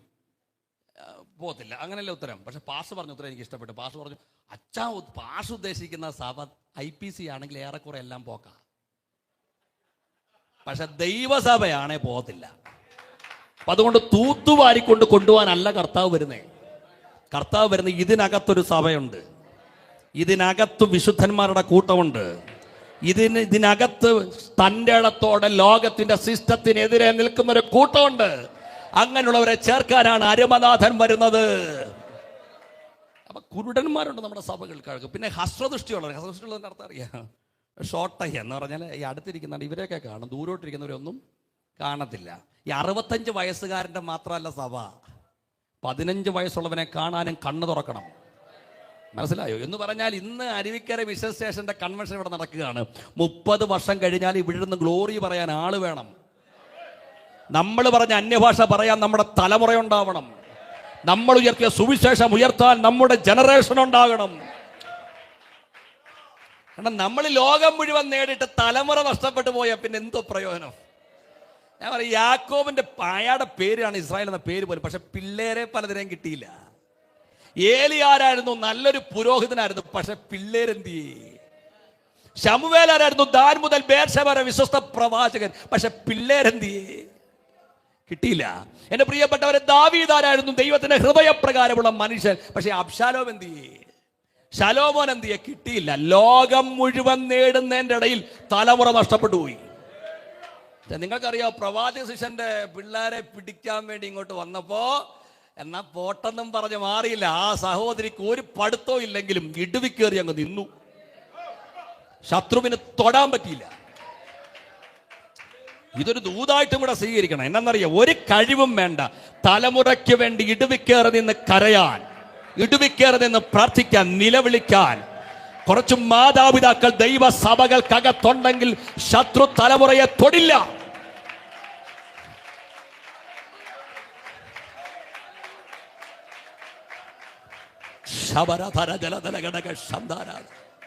ഇവിടെ സമയം പോകുന്നല്ലോ, അതുകൊണ്ട് പെട്ടെന്ന് പോവാം. അപ്പൊ ഹൃദയദൃഷ്ടി പ്രകാശിക്കണമെന്ന്. പിന്നെ ഹൃദയത്തിന്റെ കണ്ണ് തുറന്നാലേ ദൈവത്തിന്റെ കരുതൽ നമുക്ക് കാണാൻ പറ്റൂ. അതാണ് പറഞ്ഞത്, ഹൃദയദൃഷ്ടി പ്രകാശിക്കണമെന്ന്. ഒരു നാട് സഹോദരി ഒറ്റക്കരച്ചിൽ, എന്റെ ബാലന്റെ മരണം എനിക്ക്. അപ്പൊ കർത്താവ് അവിടെ നീരുറവ തുറന്നെന്നല്ല, ദൈവം അവിടെ കണ്ണ് തുറന്നെന്ന്. അതിന്റെ അർത്ഥം നീരുറവ അവിടെ ഉണ്ടായിരുന്നു, പക്ഷെ കണ്ണ് തുറന്നപ്പോഴാ കണ്ടേ. നിങ്ങളുടെ ചിന്ത ഏലിയാവിനോടാണോ കെരീത്തോട്ടോട്ട് പോകാൻ പറഞ്ഞത് കാക്കയോടാണോ? പറഞ്ഞോ? ഏലിയാവിനോടല്ല, കാക്കയോടാ. ഏലിയാവിനോട് പറഞ്ഞു കാക്കയോട് ഞാൻ. അതിന്റെ അർത്ഥം ഏലിയാവിന് ഓർഡർ കൊടുക്കുന്നതിന് മുമ്പേ കാക്കയോട് പറഞ്ഞു, എൻ്റെ ഭക്തൻ വരുന്നുണ്ട് കുഞ്ഞെ, നീ പോ. ദൈവത്തിന്റെ കരുതൽ ഭയങ്കര. ഇപ്പം ഞങ്ങൾ ഈ സ്കൂളിലൊക്കെ ഒരു ഉച്ചയ്ക്ക്, ഇപ്പം ഉണ്ടോയെന്ന് അറിയത്തില്ല, ഉച്ചയ്ക്ക് 1 മണിക്ക് ചോറിനാൻ അങ്ങോട്ട് വിടുമ്പോഴത്തേനും ഈ കാക്കൽ കാ എന്നും പറഞ്ഞു എല്ലാം കൂടെ വന്നിരിക്കും. നമുക്ക് ആഹാരം തരാൻ വരുവാന്നോ? കണ്ണൊന്ന് തെറ്റിയാ റാഞ്ചിക്കൊണ്ട് പോകാൻ വരുവാ. പക്ഷെ ഏലിയാവിന് ദൈവം ഒരുക്കിയത് ഈ കാക്കയാണ്. പ്രതീക്ഷിക്കപ്പെടുന്ന ഒരിടത്തുനിന്നും നന്മ കിട്ടില്ല, പക്ഷെ പ്രതീക്ഷിക്കാത്ത വഴികൾ കർത്താവ് തുറന്നിരിക്കും. ഒരു ടെൻഷനും എടുക്കരുത്. കർത്താവല്ലേ നമ്മുടെ കയ്യെ പിടിച്ചേക്കുന്നേ, പിന്നെ എന്തിനാ പേടിക്കുന്നേ? എൻ്റെ പ്രിയപ്പെട്ടവരെ, ഈ പൂച്ച കുഞ്ഞിനെ കൊണ്ടുവന്ന് കണ്ടോണ്ടോ? എങ്ങനെ കൊണ്ടുവന്നേ? എവിടെ പിടിച്ചോണ്ട? കഴുത്തേൽ. അപ്പം പോകുന്ന ഇടയിൽ ഇതൊന്നും എനിക്ക് ഈ സ്വാതന്ത്ര്യം ഒന്നും പോരാന്ന് പറഞ്ഞ് ചാടാൻ തുടങ്ങി. എന്തോ എന്നറിയാമോ? ഒന്നുകൂടെ കടിക്കും. അപ്പൊ എനിക്ക് വേദനിച്ചേന്നും പറഞ്ഞ് കരഞ്ഞിട്ട് കാര്യമില്ല. നാട്ടുകാരൻ കൊണ്ടുപോകാനിരിക്കാനാടാ ഈ കടി. നമുക്ക് വല്ലപ്പോഴൊക്കെ വേദന എടുക്കത്തില്ലേ? ആ വേദന ദൈവം തരുന്നത് നമ്മളെ ശത്രു റാഞ്ചാതിരിക്കാനാ. ഈ കുരങ്ങ കുഞ്ഞിനെ കൊണ്ടുവന്ന എങ്ങനെ? കുരങ്ങേ പള്ളയിൽ. പക്ഷെ ഞാൻ ചിന്തിച്ചിട്ടുണ്ട്, ഞങ്ങളുടെ അവിടെ തെന്മല, ഈ തെന്മലൊക്കെ പോകുമ്പോൾ ഈ തള്ളക്കുരങ്ങ് ചാടുന്ന ചാട്ടം കണ്ടുണ്ടോ? 2 മാരൊക്കെ കുതിച്ചാ പോകുന്നത്, പക്ഷെ കൂളായിട്ട് ഇങ്ങനെ പിടിച്ചു കിടക്കുക. അതെന്നാ കാര്യം എന്നറിയാം? അതിനോട് ചോദിച്ചാൽ അറിയാം, ഞാൻ നാട്ടുകാരൻ്റെ പള്ളക്കല്ല പിടിച്ചേക്കുന്നേ, എൻ്റെ തള്ളയുടെ പള്ളയ്ക്കാ. എൻ്റെ പ്രിയപ്പെട്ടവരെ, തള്ളയെപ്പോലെ സ്നേഹിക്കുന്ന, അപ്പനെ പോലെ സ്നേഹിക്കുന്ന ഒരു നല്ല കർത്താവ് നമുക്കുണ്ടെങ്കിൽ എന്തിനാ ടെൻഷൻ, എന്തിനാ ഭാരം? ഇന്ന് രാത്രിയിൽ ഹൃദയത്തിനകത്ത് ഈ വചനം കയറി കത്തുന്നുണ്ടെങ്കിൽ അവർക്കായിട്ട് ദൈവത്തിന് സ്തോത്രം. ഒരു പ്രവചന ദൂതായിട്ട് ഇന്ന് രാത്രി വിളിച്ചു പറയാം, ഒന്നിലും ടെൻഷൻ അടിക്കണ്ട. കർത്താവിന്റെ കരുതലുകൾ ഇന്ന് രാത്രി വെളിപ്പെടാനുള്ള സമയമാണ്. Oh Jesus, Jesus, Jesus. എത്രയോ അത്ഭുത നന്മകൾ കർത്തൻ ചെയ്തതു നിരച്ചിടുകിൽ.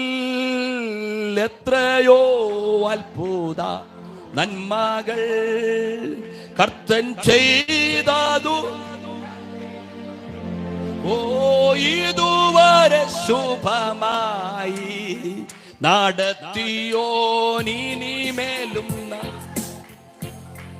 ഓ ഇതുവരെ ശുഭമായി നടത്തിയോനിമേലും നടത്തിയിടുമേ. ഭയം ലേശം മമ യേശുയൻ അഭയം വൻ തുമ്പനേരത്തിലും. ഓ യേശുദാസൻ എന്നോടിരിക്കും വൻ തുമ്പനേരത്തിലും. ഓ യേശുദാസൻ എന്നോടി. ഒരു പ്രാവശ്യം കൂടെ. ആമേൻ. എത്രയോ അത്ഭുത നന്മകൾ കർത്തൻ ചെയ്തതു ഇതുവരെ ശുഭമായി നടത്തിയോ, ഇനിമേലും നടത്തിടുമേ. ഇതുവരെ ശുഭമായി നടത്തിയോ, ഇനിമേലും നടത്തിടുമേ. ഭയം ലേശം വേണ്ടിനിയും മമ യേശുയൻ അഭയം. വൻതുമ്പ നേരത്തിലും ഓ യേശുദാൻ എന്നോടിരിക്കും. വൻതുമ്പ നേരത്തിലും ഓ യേശുദാൻ എന്നോടിരിക്കും. നമ്മുടെ കരങ്ങളൊന്ന് ഉയർത്തി കർത്താവിന് സ്തോത്രം ചെയ്യാം. പൗലോസിന്റെ രണ്ടാമത്തെ പ്രാർത്ഥന 3, നിങ്ങളുടെ വിളിയാലുള്ള ആശ ഇന്നതെന്ന് നമ്മൾ അറിയണം. എൻ്റെ പ്രിയപ്പെട്ടവരെ, ഈ സുവിശേഷ യോഗം പോലൊരു ഇൻവിറ്റേഷനാണ്. വിളി എന്ന് പറഞ്ഞാൽ ആര് വിളിക്കുമെന്നറിയാം, അപ്പം വിളിക്കുകയാണ് മകനായിട്ട് തീരാൻ. ഇപ്പം നമ്മുടെ ജീവിതത്തിലുണ്ടല്ലോ നടന്ന ഏറ്റവും വലിയ സംഭവം ഞാൻ പറയാം. നമ്മളെല്ലാവരും ഒരു ക്യൂവിലായിരുന്നു. ഒരു ക്യൂവിൽ എങ്ങോട്ടുള്ള ക്യൂ ആണെന്നറിയോ? മരണത്തിലേക്കുള്ള ക്യൂ. ഞാനിവിടെ മാന്യനായിട്ടൊക്കെ നിൽക്കുന്നു, ഞാനും ഉണ്ടായിരുന്ന ക്യൂവിൽ. അധ്യക്ഷൻ ഇരിക്കുന്നു, നിങ്ങൾ വിചാരിക്കും പോലീസ്, അദ്ദേഹം ഉണ്ടായിരുന്നു ക്യൂവിൽ. ജോയിസ് പാസ്റ്റർ ഉണ്ടായിരുന്നു ക്യൂവിൽ. എല്ലാ അച്ചാച്ചന്മാരും. പിന്നെ നമ്മൾ ചുമ്മാതെ എഴുന്നേറ്റങ്ങ് പൊങ്ങച്ചൻ പറയും, ഞാൻ ആരാണെന്നറിയാം, ഒന്നുമില്ല, നീ ചാവാൻ പോയതാ. നമ്മളെല്ലാം ഇങ്ങനെ ക്യൂവായിട്ട് ഇങ്ങനെ പൊക്കോണ്ടിരുന്ന. പിന്നെ രക്ഷപ്പെട്ടൊരു കാര്യം പറയാം, കർത്താവ് ഇറങ്ങി വന്നു. എന്നിട്ട് ചാകാൻ പോയ നമ്മളെ കൈ പിടിച്ചിട്ട് തേജസ്സിലേക്ക് നടത്തി. അതാണ് പൊങ്ങച്ചൻ പറയണ്ടേ. അതിനപ്പുറം നമുക്ക് എന്ത് പറയാനുണ്ടെന്നായി പറയുന്നത്. പിന്നെ ഇതിനകത്തൊരു വലിയ അത്ഭുതം എന്നറിയാം, ചാകാൻ തുടങ്ങിയവനെ മനസാക്ഷിയുള്ളവനൊക്കെ രക്ഷപ്പെടുത്തു. മനസാക്ഷി ഉള്ളവർ, ഞാൻ പറഞ്ഞില്ല, എനിക്ക് അപകടം ഉണ്ടായിട്ട് ഞാനിങ്ങനെ കിടക്കുമ്പോൾ ഒരു പ്രായമുള്ള ഒരു കാർന്നോരും ഒരു അമ്മയും കൂടെ ഇങ്ങോട്ട് ഇറങ്ങി വന്നിട്ട് വളരെ ഭവ്യതയോടെ വന്ന് എന്നെ അങ്ങ് നോക്കിയിട്ട് അവിടെ തന്നെ കിടപ്പുണ്ടല്ലോ എന്ന് ഉറപ്പ് വരുത്തിയിട്ട് അങ്ങ് പോയി. ഞാൻ അന്ന് തൊട്ട് അന്വേഷിക്കും, ഇവരേതാണെന്ന് അന്വേഷിക്കുക. പക്ഷെ അത് കഴിഞ്ഞപ്പം കുറച്ച് പിള്ളേർ വന്നിട്ട് അവരാണ് വന്നിട്ട് പെട്ടെന്ന് പോലീസിനെ വിളിച്ചിട്ട് ഇങ്ങനെ ഒരു ഉണ്ടെന്നൊക്കെ പറഞ്ഞത്. അവർക്ക് മനസാക്ഷിയുള്ളവരാണെങ്കിൽ നമ്മളെ ചാകാൻ പോകുന്ന ഒരു തന്നെ രക്ഷപ്പെടുത്തും. പക്ഷേ കർത്താവ് ചെയ്തത് എങ്ങനെയാണെന്നറിയാമോ? കർത്താവ് ചെയ്തത് നിത്യനരകത്തിലേക്കും നിത്യമരണത്തിലേക്കും പോയവനെ കൈപിടിച്ച് രക്ഷപ്പെടുത്തിയത് മാത്രമല്ല, അവനെ മകനാക്കി മാറ്റി, മകളാക്കി മാറ്റി. ആ ദൈവത്തിന്റെ കൃപ അനുഭവിക്കുന്ന ദൈവമക്കളുണ്ടെങ്കിൽ അവർക്കായിട്ട് ദൈവത്തിന് സ്വന്തം. എന്റെ പ്രിയപ്പെട്ടവരെ, മകനായതിന്റെ മകളായതിന്റെ എഫക്റ്റാണ് നമ്മൾ അനുഭവിക്കുന്ന സകല നന്മയും. നമ്മൾ പ്രാർത്ഥിക്കുമ്പോഴും ഒരു ഒരു ബലമില്ല. എന്നാ കാര്യം? ഞാനും എൻ്റെ ഭാര്യ എൻ്റെ കൊച്ചും കൂടെ കിടന്നുറങ്ങുന്നേ, പട്ടി കുരയ്ക്കും, വണ്ടി റോഡിൽ കൂടെ ചീറിപ്പായും, ചീകിടുമോ. പക്ഷെ ഇതൊന്നും ഞങ്ങളെ ഉണർത്തില്ല. പക്ഷെ എൻ്റെ കുഞ്ഞൊന്ന് കരഞ്ഞാൽ, എൻ്റെ കുഞ്ഞപ്പാന്ന് വിളിച്ചാൽ, എൻ്റെ ഭാര്യയെ അമ്മാന്ന് വിളിച്ചാൽ ഞങ്ങൾ ഉണരും. കാര്യം എന്നറിയാം, അത് എൻ്റെ കുഞ്ഞാ. ലോകക്കാരൻ്റെ കൂട്ടല്ല. മക്കളായി തീർന്നാൽ നമ്മൾ പറയുന്ന വാക്ക് ചെവി വെച്ചപ്പം കേൾക്കും. അത് കുടുംബമഹിമ നോക്കിയല്ല, അപ്പൻ്റെ മക്കളായി മാറിയതിൻ്റെ ഗുണമാണ്. നാട്ടുകാരൻ, നമ്മുടെ പിള്ളേരെ ചിലപ്പോൾ തല്ലും. നാട്ടുകാരൻ തല്ലിയാ നോക്കിക്കൊണ്ടിരിക്കുമോ? അതെന്നാ കാര്യം? എൻ്റെ കൊച്ചിനെ വല്ലോനും അടിക്കാൻ നമ്മൾ സമ്മതിക്കുമോ? എൻ്റെ പ്രിയപ്പെട്ടവർ, ഒരു കാര്യം മാത്രം ഓർത്താൽ മതി. 2025 തുടക്ക ദിവസങ്ങളിലേക്ക് കയറിയല്ലോ. 2024 പിടിച്ചു നിന്നത് ശത്രു ഇല്ലാഞ്ഞിട്ടല്ല, ശത്രു പാഞ്ഞെടുത്തപ്പോഴും കോഴി തൻ്റെ കുഞ്ഞിനെ ചിറകിനും കീഴിൽ മറയ്ക്കും പോലെ മറച്ച. ഞാൻ പലയിടത്തും പറഞ്ഞൊരു ഉദാഹരണമുണ്ട്. ഇപ്പം ഇവിടെ പിള്ളേരാരും കിടന്ന് ഓടുന്നില്ല, നല്ല നല്ല മിടുക്കാൻ കുഞ്ഞുങ്ങൾ. അതുകൊണ്ട് അവർ മര്യാദയ്ക്കിരിക്കുകയാണ് കുഞ്ഞുങ്ങൾ. നമ്മൾ പണ്ട് പിള്ളേരിങ്ങനെ കിടന്ന് ഓടുകയൊക്കെ ചെയ്യുമ്പോൾ ചിലർക്ക് ഭയങ്കര പ്രശ്നമാണ്. ഞാൻ 2 ആഴ്ച മുമ്പ് ഒരു ചർച്ചയിൽ ചെന്നപ്പോൾ ഒരു യോഗത്തിന് ചെന്നപ്പോഴത്തേന് 5 പിള്ളേർ ആ യോഗം അങ്ങ് എടുത്തു. പിന്നെ സ്റ്റേജിൽ കയറാഞ്ഞുകൊണ്ട് എനിക്ക് യോഗ പ്രസംഗിക്കാൻ പറ്റി.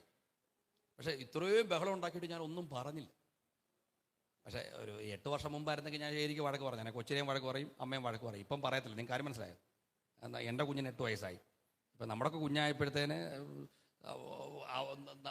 ഇരിക്കാൻ പറഞ്ഞു കഴിഞ്ഞാൽ ഉടനെ പറയും ഉപദേശിയുടെ കൊച്ചിനെ ആദ്യം ഇരുത്ത്, എന്നിട്ട് ഞങ്ങളെ പഠിപ്പി. ചില പിള്ളേരൊക്കെ കാണിക്കുന്ന കുരുത്തക്കേടെന്ന് പറഞ്ഞാൽ വല്ലാത്ത കുരുത്തൽ, അത് അപ്പൻ്റെ മുമ്പിൽ വെച്ച്. നമ്മൾ പണ്ട് ഇപ്പോഴല്ലേ 8 വർഷം മുമ്പുള്ള കാര്യമാണ്, ഇയാൾ എന്നെ അപ്പനാ, ഈ അപ്പൻ്റെ മുമ്പിൽ വെച്ച് ഇത്രയും കാണിച്ചു കൊടുത്തിട്ട് ഇയാൾ കണ്ടുകൊണ്ടിരിക്കുന്നത്. അപ്പം ഞാൻ തന്നെ ഭാവനെ കാണുകയാണ്, ഞാനായിരുന്നു ആ സ്ഥാനത്തെങ്കിൽ എടുത്തങ്ങ് എറിഞ്ഞ് അതുപോലുള്ള പരിപാടിയെ ഉമ്മരെ കാണിക്കുന്നേ. പക്ഷേ നമുക്ക് കൊച്ചായപ്പോൾ മനസ്സിലായി അങ്ങനൊന്നും എറിയത്തൊന്നുമില്ല. നമ്മളാണെങ്കിലും മറ്റൊരപ്പൻ, അത്രേ ഉള്ളൂ. കാര്യം നാട്ടുകാരൻ്റെ കൊച്ചായപ്പോഴാണ് എറിയണമെന്നൊക്കെ നമുക്ക് തോന്നിയത്. സ്വന്തം കൊച്ചു വരുമ്പോഴേ ചോരയാ, അങ്ങനെ കളയുമോ?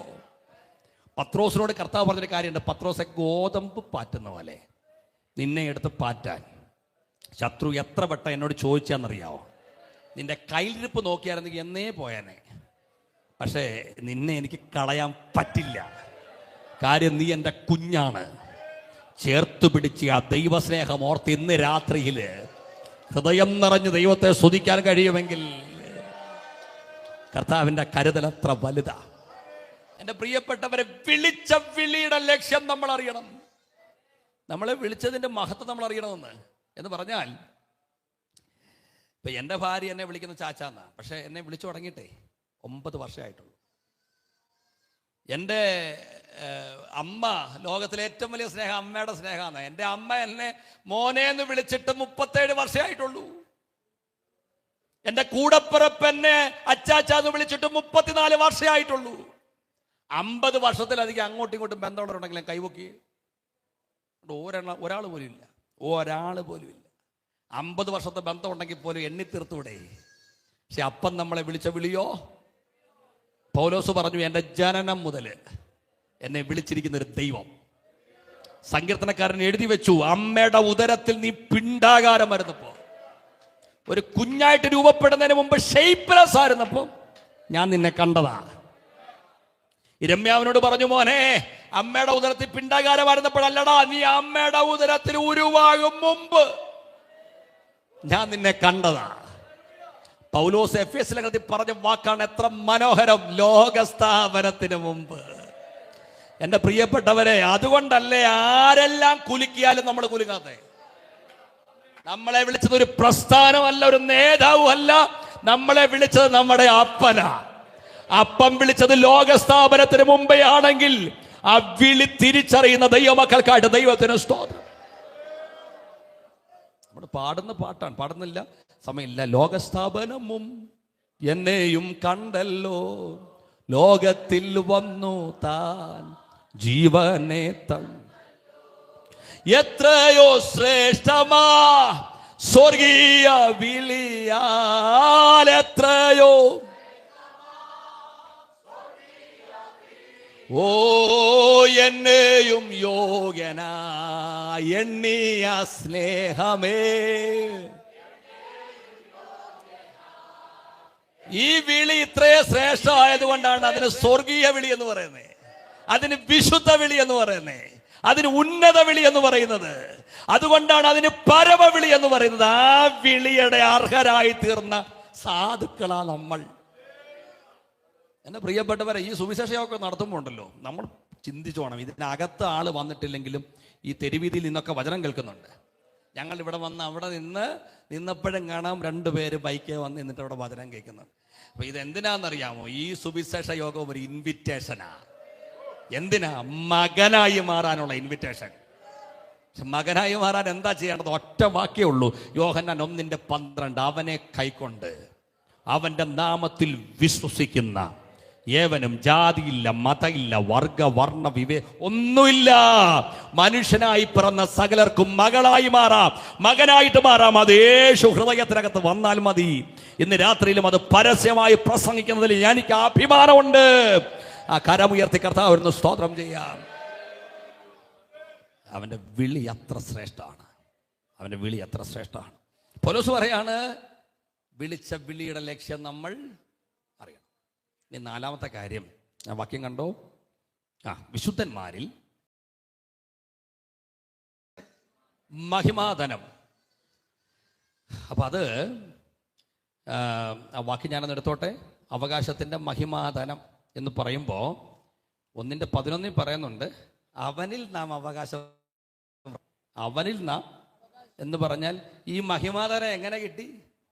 ക്രിസ്തു അകത്ത് വന്നു. ക്രിസ്തു അകത്ത് വന്നപ്പോഴത്തേന് അവകാശിയായി.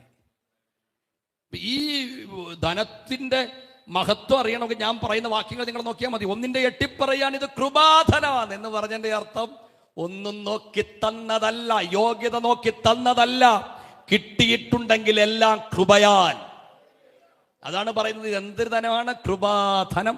ഇനി 2:8 6 വാക്യത്തിൽ കണ്ടോ, ഇത് അത്യന്തധനമാണ്. അത്യന്തധനം എന്ന് പറഞ്ഞാൽ അതിനപ്പുറം ഒരു ധനം പറയാൻ അംബാനി അല്ല വലുത്, അദാനി അല്ല വലുത്, ബിർളയും ടാറ്റയും അല്ല വലുത്, നമ്മളാണ്. കാര്യം ലോകത്തിലെ വീടും കാറും കാശും ഉണ്ടായത് കൊണ്ട് ഏറ്റവും വലിയ ധനം ക്രിസ്തു എൻ്റെ അകത്ത്. അതിന് ഈ കയ്യടി സ്തോത്രം ഒന്നും പോരാന്ന്. 3:8 കണ്ടോ, അവിടെ എഴുതിയിരിക്കുകയാണ് അപ്രമേയ ധനം എന്ന്. അപ്രമേയ ധനം എന്ന് പറഞ്ഞതിന്റെ അർത്ഥം എന്താണെന്ന് ഇംഗ്ലീഷിൽ എൻഡിലെസ് റിച്ചസ്. എണ്ണിയാലും തീരില്ല. വേറൊരു ഭാഗത്ത് അതുകൊണ്ട് എഴുതിയത് പറഞ്ഞു തീരാത്ത ദാനം നിമിത്തം ദൈവത്തിന് സ്തോത്രം. 3:16 പറയാണ് അത് മഹത്വത്തിന്റെ ധനമാണ്. എന്താണ്? അപ്പം ഒന്ന് കേട്ടെ, കൃപാധനം, അത്യന്തധനം, മഹത്വത്തിന്റെ ധനം, അപ്രമേയധനം, മഹിമാധനം. പക്ഷേ ഇത്രയും കാര്യങ്ങൾ മനസ്സിലാക്കുന്ന ദൈവമക്കള് ഇനി ഞാൻ പറയാൻ പോകുന്ന കാര്യം കൂടെ കേട്ടിട്ട് ദൈവത്തിന് സ്തോത്രം ചെയ്യണം. പക്ഷെ നമ്മളെ ഇങ്ങനെ ധനവാനാക്കാനേ കർത്താവ് ചെയ്തത് എന്നാണെന്നറിയാമോ? അത് മനസ്സിലാക്കണമെങ്കിൽ 2 കൊരിന്ത്യർ 8:9 പറയും, മഹാസമ്പന്നനായ കർത്താവ് നമ്മളെ സമ്പന്നനാക്കാൻ ദരിദ്രനായെന്ന്. മനസ്സിലായോ? എന്ന് പറഞ്ഞാൽ ടച്ച് എന്ന് പറഞ്ഞപ്പോൾ സംഭവിച്ചതല്ല, ഒരു വാക്കുകൊണ്ട് അല്ലല്ല, മറിച്ച് ഹീറോയായ കർത്താവ് സീറോയായി മാറിയിട്ട് സീറോയായ എന്നെ ഹീറോയാക്കി. അങ്ങനെ ധനവാന്മാരാക്കിയതാ നമ്മളെ. അതും ഫിലിപ്പിയ ലേഖനത്തിലെ വാക്യാണ് ഏറ്റവും മനോഹരം. പൗലോസ് പറയാണ്, ഫിലിപ്പിയ ലേഖനത്തിൽ പൗലോസ് പറയാണ്, ദൈവത്തോടുള്ള സമത്വം മുറുകെ പിടിക്കണമെന്ന് വിചാരിക്കാതെ ഭൂമിയിലേക്ക് ഇറങ്ങി വന്നെന്ന്. അതൊരു അത്ഭുതമല്ലേ? ആണോ? മേളിൽ നിന്ന് താഴോട്ട് ഇറങ്ങി വരാൻ സാധാരണ എളുപ്പമാണോ? ആണോ? പൊസിഷൻ ബേസ് ആണെങ്കിലും ഈ പ്രാവശ്യം ജോയിന്റ് സെക്രട്ടറി ആയിരിക്കുന്ന ആൾ അടുത്ത വർഷം സെക്രട്ടറി ആകാൻ നോക്കും. മേളിലോട്ട് കയറാൻ നോക്കി. എല്ലാരും മേളിലോട്ട് കയറാൻ പോകുന്നതിന്റെ ഇടയിൽ എന്റെ അരുമനാഥൻ ഇനി മേളിലോട്ട് ഉയരാനില്ല. അവിടെ നിന്ന് എന്റെ കർത്താവ് ഭൂമിയിലേക്ക് വന്നു എന്ന് പറയുന്നത് ഒരു അത്ഭുതമല്ലേ? ഇനി ഭൂമിയിലേക്ക് വന്നപ്പോ വന്നത് ദൂതനായിട്ടല്ല, വന്നത് മനുഷ്യവേഷത്തിൽ. വിശക്കുന്ന ദാഹിക്കുന്ന എന്റെ വേഷത്തിൽ ഭൂമിയിലേക്ക് വന്നെന്ന്. അത് അതിലും വലിയ അത്ഭുതമല്ലേ? ആണോ അല്ലയോ? ഇനി മനുഷ്യവേഷത്തിൽ വന്നെങ്കിൽ തന്നെ വരാൻ ബെസ്റ്റ് വേ എന്തായിരുന്നു? നമ്മുടെ ചിന്തയിൽ ചക്രവർത്തിയായിട്ട് വരായിരുന്നു, രാജാവായിട്ട് വരായിരുന്നു. പക്ഷെ ചക്രവർത്തിയായിട്ടല്ല എൻ്റെ അപ്പം വന്നേ. ദാസരൂപം. ദാസരൂപം എന്ന് പറഞ്ഞ അടിമയുടെ വേഷം എടുത്തതാ. എന്റെ പ്രിയപ്പെട്ടവരെ, ഞാൻ ചിന്തിച്ച എൻ്റെ കർത്താവേ അവിടെ കൊണ്ട് തീർത്തുകൂടായിരുന്നു. പക്ഷെ പൗലോസിന്റെ ആ വാക്ക് എന്നെ മനോഹര. സ്വർഗമഹിമകളെ വെടിഞ്ഞ് ഭൂമിയിലേക്ക് ഇറങ്ങി വന്നത് ഒരു അത്ഭുതം. അത് മനുഷ്യവേഷത്തിലായത് അതിലും വലിയ അത്ഭുതം. അത് അടിമവേഷത്തിലായത് അതിലും വലിയ മഹാത്ഭുതം. പിന്നെയും പറഞ്ഞിരിക്കുകയാണ് ഇനിയും താഴ്ത്തിയെന്ന്. എവിടം വരെ? മരണത്തോളം. എന്ന് പറഞ്ഞാലേ മരണം എന്നൊക്കെ കേൾക്കുമ്പോൾ ഒരു കാര്യം ഓർക്കണം. 80, 90, 95 വയസ്സ് വരെ അടിച്ചു പൊളിച്ച് ജീവിച്ചിട്ടെന്ന ചത്തേക്കാന്ന് പറഞ്ഞ് മരിച്ചതല്ല. 33.5 വയസ്സിന്റെ ചോര തിളയ്ക്കുന്ന പ്രായത്തില് സ്വന്തം ശരീരം മാനവജാതിക്ക് വേണ്ടി ഏൽപ്പിച്ചു കൊടുത്ത ദൈവപുത്രൻ. ഇനി ആ മരണം എന്ന് പറയുന്നത് സാധാരണ മരണമല്ല. എഴുതി വെച്ചു പൗലോസ്, മരണത്തോളം. അടുത്ത വാക്ക് ഉറച്ചൊന്ന് പറ, ക്രൂശിലെ മരണത്തോളം. എന്റെ പ്രിയപ്പെട്ടവർ, അത് എന്നാ മരണമാ ക്രൂശിലെ മരണം എന്ന് പറയുന്നത്? ഞാൻ പറഞ്ഞല്ലോ, ഞാൻ ക്രൂശിനെ കുറിച്ച് വിവരിച്ചിട്ടുള്ള ആളാണ്. എന്നാലും വേറൊരു തലത്തിൽ നിന്നുകൊണ്ട് ഞാൻ പറയട്ടെ, എൻ്റെ ക്രൂശിലെ മരണം എന്ന് പറയുന്നത് കെട്ടപ്പെട്ട് കാൽവറി കിടക്കുമ്പോ എന്നാ സ്വാതന്ത്ര്യമുള്ളേ. എൻ്റെ ഭാര്യയ്ക്ക് മൈഗ്രെയിൻ്റെ പ്രശ്നമുണ്ട്. അപ്പോൾ അവളിങ്ങനെ മൈഗ്രെയിൻ വരുമ്പോൾ തലയിലോട്ട് കൈ വെച്ച് ഇങ്ങനെ പ്രസ് ചെയ്ത് ഞാൻ കണ്ടിട്ടുണ്ട്. ഞാൻ ചിന്തിച്ചിട്ടുണ്ട്, സത്യം പറഞ്ഞാൽ എല്ലാവർക്കും ഒരു അനുഗ്രഹമുണ്ട്. കണ്ണീര് വരുമ്പോൾ തുടയ്ക്കാൻ സ്വന്തം കൈയെങ്കിലും ഉണ്ട്. അതൊരു അനുഗ്രഹം. എനിക്ക് ആരുമില്ലെന്ന് ആരും പറയരുത്. കണ്ണീര് തുടയ്ക്കാനാണ് സ്വന്തം കൈയെല്ലാവരും സുഖമായിട്ട് കണ്ണീര് തുടയ്ക്കാം. കാരെ ഉറുമ്പ് കടിക്കുമ്പോഴേ ഇങ്ങോട്ട് വാ, ഈ ഉറുമ്പെടുത്ത് മാറ്റാൻ ആരും പറയുമോ? മറ്റേ കാല് വെച്ച് ഒറ്റത്തട്ട്. പക്ഷെ ഞാൻ ചോദിച്ചോട്ടെ, കാലുവറി കിടക്കുന്ന അരുമനാഥനെ 2 കാലുമാണി അടിച്ച് 2 കയ്യിലും ആണി അടിച്ച് കാലുവറി കിടക്കുമ്പോ ഒന്ന് ഒഴിഞ്ഞു മാറാൻ പോലും പറ്റിയില്ല. കല്ലെറിഞ്ഞാ കൊല്ലുന്നതെങ്കിൽ കൈ വെച്ചൊന്ന് തടയാം, വാള് വെച്ച് അറുക്കുകയാണെങ്കിൽ കഴുത്തൊന്ന് വെട്ടിക്കാം. പക്ഷെ ക്രൂശിക്കിടക്കുന്ന എൻ്റെ അപ്പൻ കയ്യിലാണി അടിച്ചിട്ട് കാലിലാണി അടിച്ചിട്ട് മുഖത്ത് തുപ്പിയപ്പോൾ ഒന്ന് ഒഴിഞ്ഞു മാറാൻ പോലും പറ്റിയില്ല. അത്ര കിരാത മരണം. എന്റെ പ്രിയപ്പെട്ടവരെ, ഈ പീലാത്തോസ് അടിച്ചിട്ട് തിരിച്ചു കൊണ്ട് നിർത്തിയിട്ട് പറഞ്ഞു, ആ മനുഷ്യൻ ഇതാ എന്ന് പറഞ്ഞതിന്റെ അർത്ഥം എന്നറിയോ?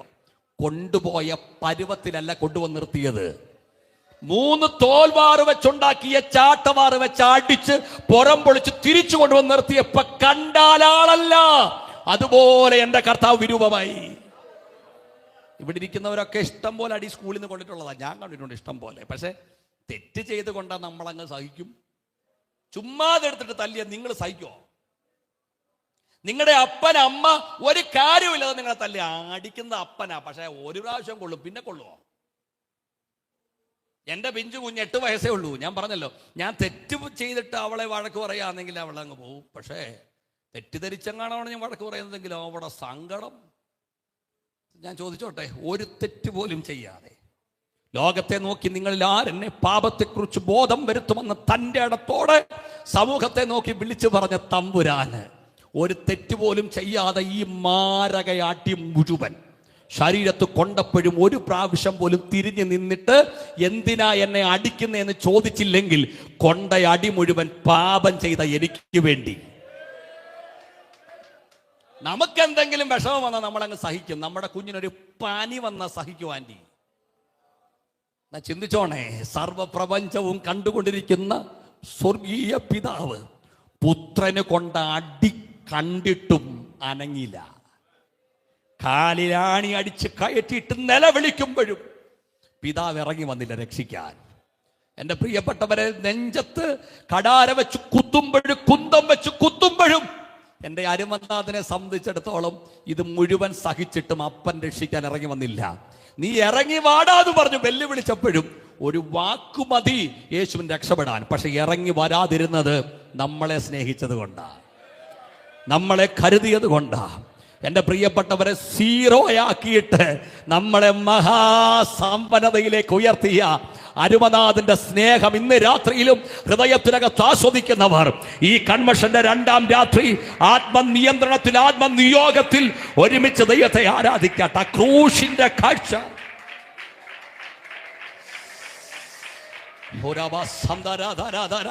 രാത്രി ആ ദൈവ സാന്നിധ്യം ഇതിനകത്ത് വ്യാപരിക്കട്ടെ.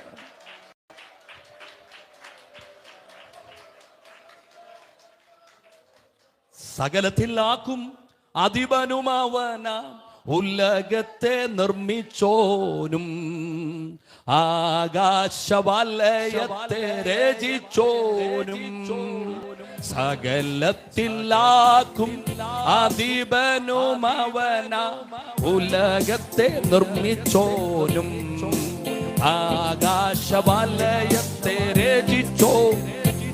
അമ്മൻ താണു വന്നു ലോകത്തിൽ കുരിശേറി, താണു വന്നു ലോകത്തിൽ കുരിശേറി. ഓ മാനവർക്കായി മരിച്ചുയർത്തേകി ദാനമായി രക്ഷകർക്കായി. അമ്മൻ ദാനമായി രക്ഷകർക്കായി. ഓ യേശുവിൻ ജനമേ, ഭയമെന്തിനകമേ, ദേശവും കലങ്ങേണ്ട. അവൻ ദാസരാൽ വസിച്ചീരാ. ഓ യേശുവിൻ ജനമേ, ഭയമെന്തിനകമേ, ദേശവും കലങ്ങേണ്ട. അവൻ ദാസരാൽ വസിച്ചീരാ. ഓ ലോകത്തിലെന്തെല്ലാം ഭാവിച്ചാലും, ലോകത്തിലെന്തെല്ലാം ഭാവിച്ചാലും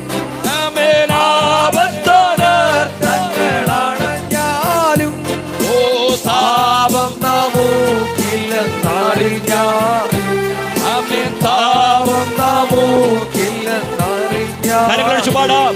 ആമേൻ. യേശുവിൻ ജനമേ ഭയമെന്തിനകമേ ഹല്ലേലൂയ. ലേശവും കലങ്ങേണ്ട നാമവൻ ദാസരാൽ വസിച്ചിടാം. യേശുവിൻ ജനമേ ഭയമെന്തിനകമേ ലേശവും കലങ്ങേണ്ട നാമവൻ ദാസരാൽ വസിച്ചിടാം. നമ്മുടെ കരങ്ങൾ ഉയർത്തി കർത്താവിന് സ്തോത്രം ചെയ്യാം. ഹല്ലേലൂയ. ഹല്ലേലൂയ. ഒറ്റ കാര്യം കൂടെ പറഞ്ഞിട്ട് നിർത്താം. 5ാമത്തെ പ്രാർത്ഥനാ വിഷയം പൗലോസ് പറയാണ്, നിങ്ങൾ വ്യാപരിക്കുന്ന ശക്തിയുടെ അളവറ്റ വലിപ്പം എത്ര വലുതെന്ന് നിങ്ങൾ തിരിച്ചറിയണം. എൻ്റെ പ്രിയപ്പെട്ടവരെ, സ്തോത്രം പറയുന്ന അന്യഭാഷ പറയുന്ന ദൈവമക്കളോട് ഞാൻ പറയാം, നമ്മുടെ അകത്തുള്ള ശക്തിയുടെ വലിപ്പം നമ്മൾ അറിയണം. ആ ശക്തിയുടെ വലിപ്പം അറിയണമെങ്കിൽ ഈ ഒറ്റ വാക്യം മതി. പൗലോസ് പറയാണ്, ക്രിസ്തുവിനെ ഉയർപ്പിച്ചവന്റെ അതേ ആത്മാവ് നിങ്ങളിൽ വസിക്കുന്നെങ്കിൽ, അടുത്ത വാക്യം, നിങ്ങളെയും അവൻ ഉയർപ്പിക്കും. വിഷയം മരണമല്ല, വിഷയം ഉയർപ്പ. മനസ്സിലായി എന്ന് പറഞ്ഞാൽ മരണത്തിന് ഉള്ള നുണ മൊത്തം അടിക്കും. ഞാൻ ചാവുമ്പോഴും വന്ന് പറയും, എന്ത് ദൈവദൂതനായിരുന്നെന്നറിയാം, ആകെ ചുമ്മാതാ. 10 ദിവസം കഴിയുമ്പോൾ അതെല്ലാം തീരും. പക്ഷേ മരിക്കുമ്പം 10 എണ്ണം കണ്ടില്ലേലും ഉയർക്കണം. ഒരു കാര്യം തെളിച്ചങ്ങ് പറയാം, ഈ ആത്മാവകത്തില്ലാത്തവൻ ഉയർക്കില്ല. അതുകൊണ്ടാണ് പറഞ്ഞത് 10, 40, 50 വർഷം ആയെന്ന് പറഞ്ഞിട്ട് കാര്യമില്ല, അഭിഷേകം പ്രാപിക്കണം.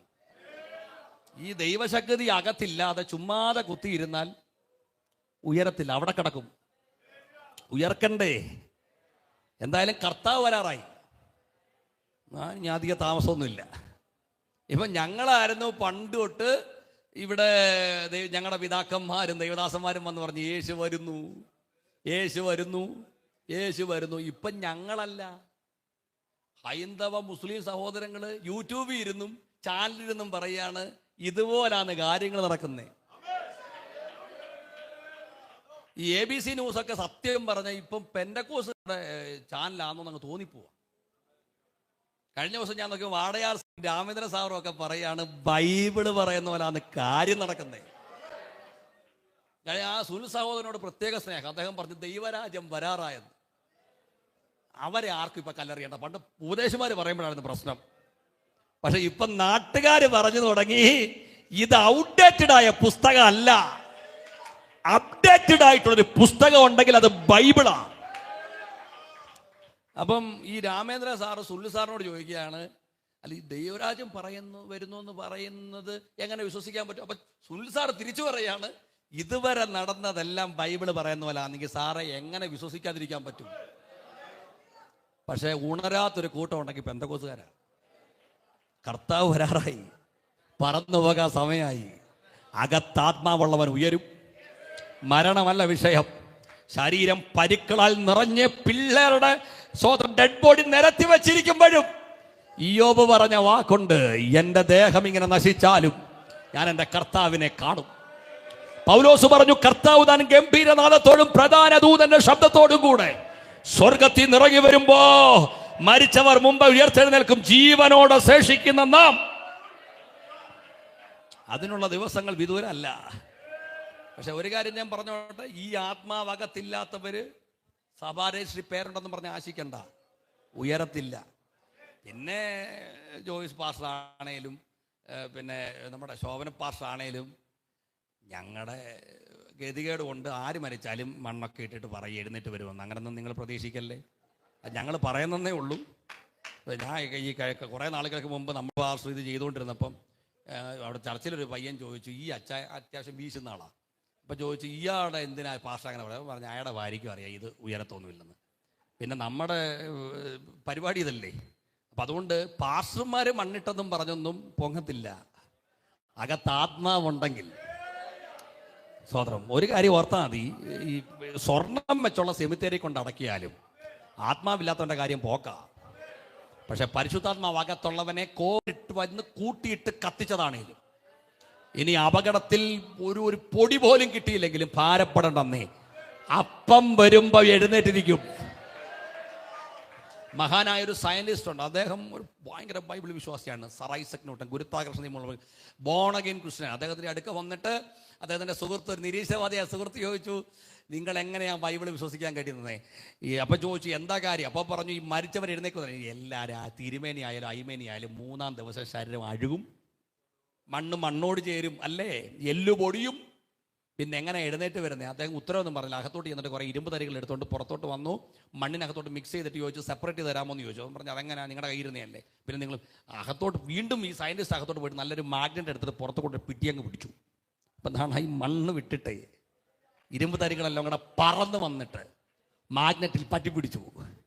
അപ്പം ഈ ശാസ്ത്രജ്ഞൻ തിരിച്ചു പറഞ്ഞു, ഇത് മിക്സ് ചെയ്തു ഒന്നായി തീർന്നെന്ന് പറഞ്ഞെങ്കിലും ഇതുമായിട്ട് ബന്ധമുള്ള ഒരെണ്ണം മേളി വന്നപ്പം ഇരുമ്പ് തരികൾ പറന്ന് വന്ന് പറ്റിപ്പിടിച്ചെങ്കിൽ കർത്താവ് വരുമ്പോൾ കർത്താവുമായി ബന്ധമുള്ളവൻ എവിടെ ആയാലും പറന്നുയരും.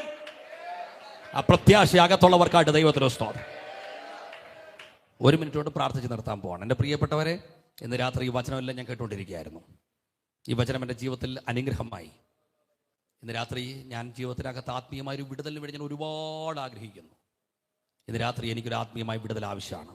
ഇതിന് ശേഷം പ്രാർത്ഥനയില്ല, ഇതിന് ശേഷം ആരും വരണ്ട, പ്രാർത്ഥിക്കില്ല, ഇപ്പോൾ പ്രാർത്ഥിക്കാൻ പോവാണ് സഹോദരൻ. അപ്പം അതുകൊണ്ട് എൻ്റെ ജീവിതത്തിൽ ആത്മീയമായൊരു വിടുതൽ എനിക്ക് ആവശ്യമാണ്, ആത്മീയമായൊരു ഉദ്ധാരണം എനിക്ക് ആവശ്യമാണ്. ഞാൻ രോഗിയാണ്, എനിക്ക് വേണ്ടി ഒന്ന് പ്രാർത്ഥിക്കണം. എന്നെ കർത്താവ് സൗഖ്യമാക്കുമെന്ന് രാത്രി വിശ്വസിക്കുന്നു. തലമുറയുടെ വിഷയത്തിൽ ഞാൻ വലിയ ഭാരത്തിലാണ്. ആ വിഷയത്തിന്മേൽ ദൈവത്തിൻ്റെ കരചലനം എൻ്റെ ജീവിതത്തിൽ ഉണ്ടാകണമെന്ന് ഞാൻ പ്രാർത്ഥിക്കുന്നു. എനിക്ക് വേണ്ടി ഒന്ന് പ്രാർത്ഥിക്കണമെന്ന് ആഗ്രഹമുള്ളവർ മാത്രം കര ഉയർത്തിപ്പിടിച്ചാട്ട്.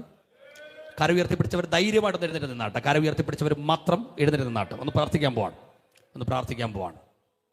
കരമുയർത്തി പിടിച്ചവർ മാത്രം, നിർബന്ധം കൊണ്ട് ആരും എഴുന്നേക്കരുത്. ദൈവത്തിൻ്റെ പരിശുദ്ധാത്മാവിൻ്റെ നിയോഗമുള്ളവർ മാത്രം എഴുന്നേറ്റ് നിൽക്കുക. Hallelujah, hallelujah. ആരെങ്കിലും എഴുന്നേറ്റ് നിൽക്കാനുണ്ടെങ്കിൽ ഇപ്പോൾ എഴുന്നേറ്റ് നിൽക്കാം. പ്രാർത്ഥിക്കാൻ പോവാണ്. ദൈവത്തിന് സ്തോത്രം. ഇനി എല്ലാവരും ഒരുമിച്ചൊന്ന് പ്രാർത്ഥിച്ചാട്ട്.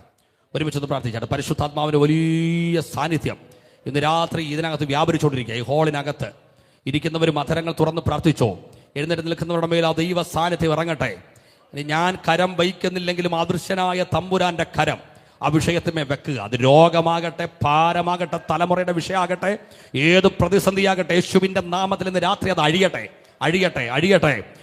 ഇന്ന് രാത്രി ഒരു അസാധാരണമായ ദൈവ സാന്നിധ്യം ഈ പ്രിയപ്പെട്ടവരുടെ മേൽ, ഈ ആന്റിമാരുടെ മേൽ ദൈവത്തിൻ്റെ കരം വെളിപ്പെടട്ടെ. തലമുറയുടെ വിഷയമാകട്ടെ, ശാരീരിക വിഷയമാകട്ടെ, ആത്മീയ വിടുതലാകട്ടെ, ഇന്ന് രാത്രി സംഭവിക്കട്ടെ. പ്രിയ അങ്കിളിന്റെ മേൽ ദൈവത്തിന്റെ കരം ഇന്ന് രാത്രി വെളിപ്പെടട്ടെ. ദൈവത്തിന്റെ ദാസന്മേൽ ദൈവശക്തി വ്യാപരിക്കട്ടെ. ഇന്ന് രാത്രി ആത്മാവിന്റെ വലിയ കവിഞ്ഞൊഴുക്ക്, ആത്മാവിന്റെ വലിയ വ്യാപാരം ഇന്ന് രാത്രി ജനത്തിന്മേൽ ഉണ്ടാകട്ടെ. ഇതുവരെ അനുഭവിക്കാത്തൊരു അസാധാരണമായ ദൈവ സാന്നിധ്യം നമ്മുടെ സഹോദരങ്ങളുടെ മേൽ ഇന്ന് രാത്രി ഇറങ്ങുകയാണ്.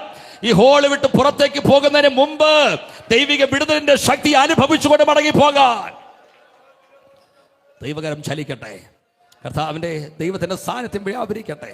കർത്താവ് വിടുതലയച്ചതിനാൽ സ്തോത്രം, ദൈവശക്തി വ്യാപരിച്ചതിനാൽ സ്തോത്രം. സകല മഹത്വം അങ്ങേക്ക് യേശു ക്രിസ്തുവിൻ്റെ നാമത്തിൽ തന്നെ.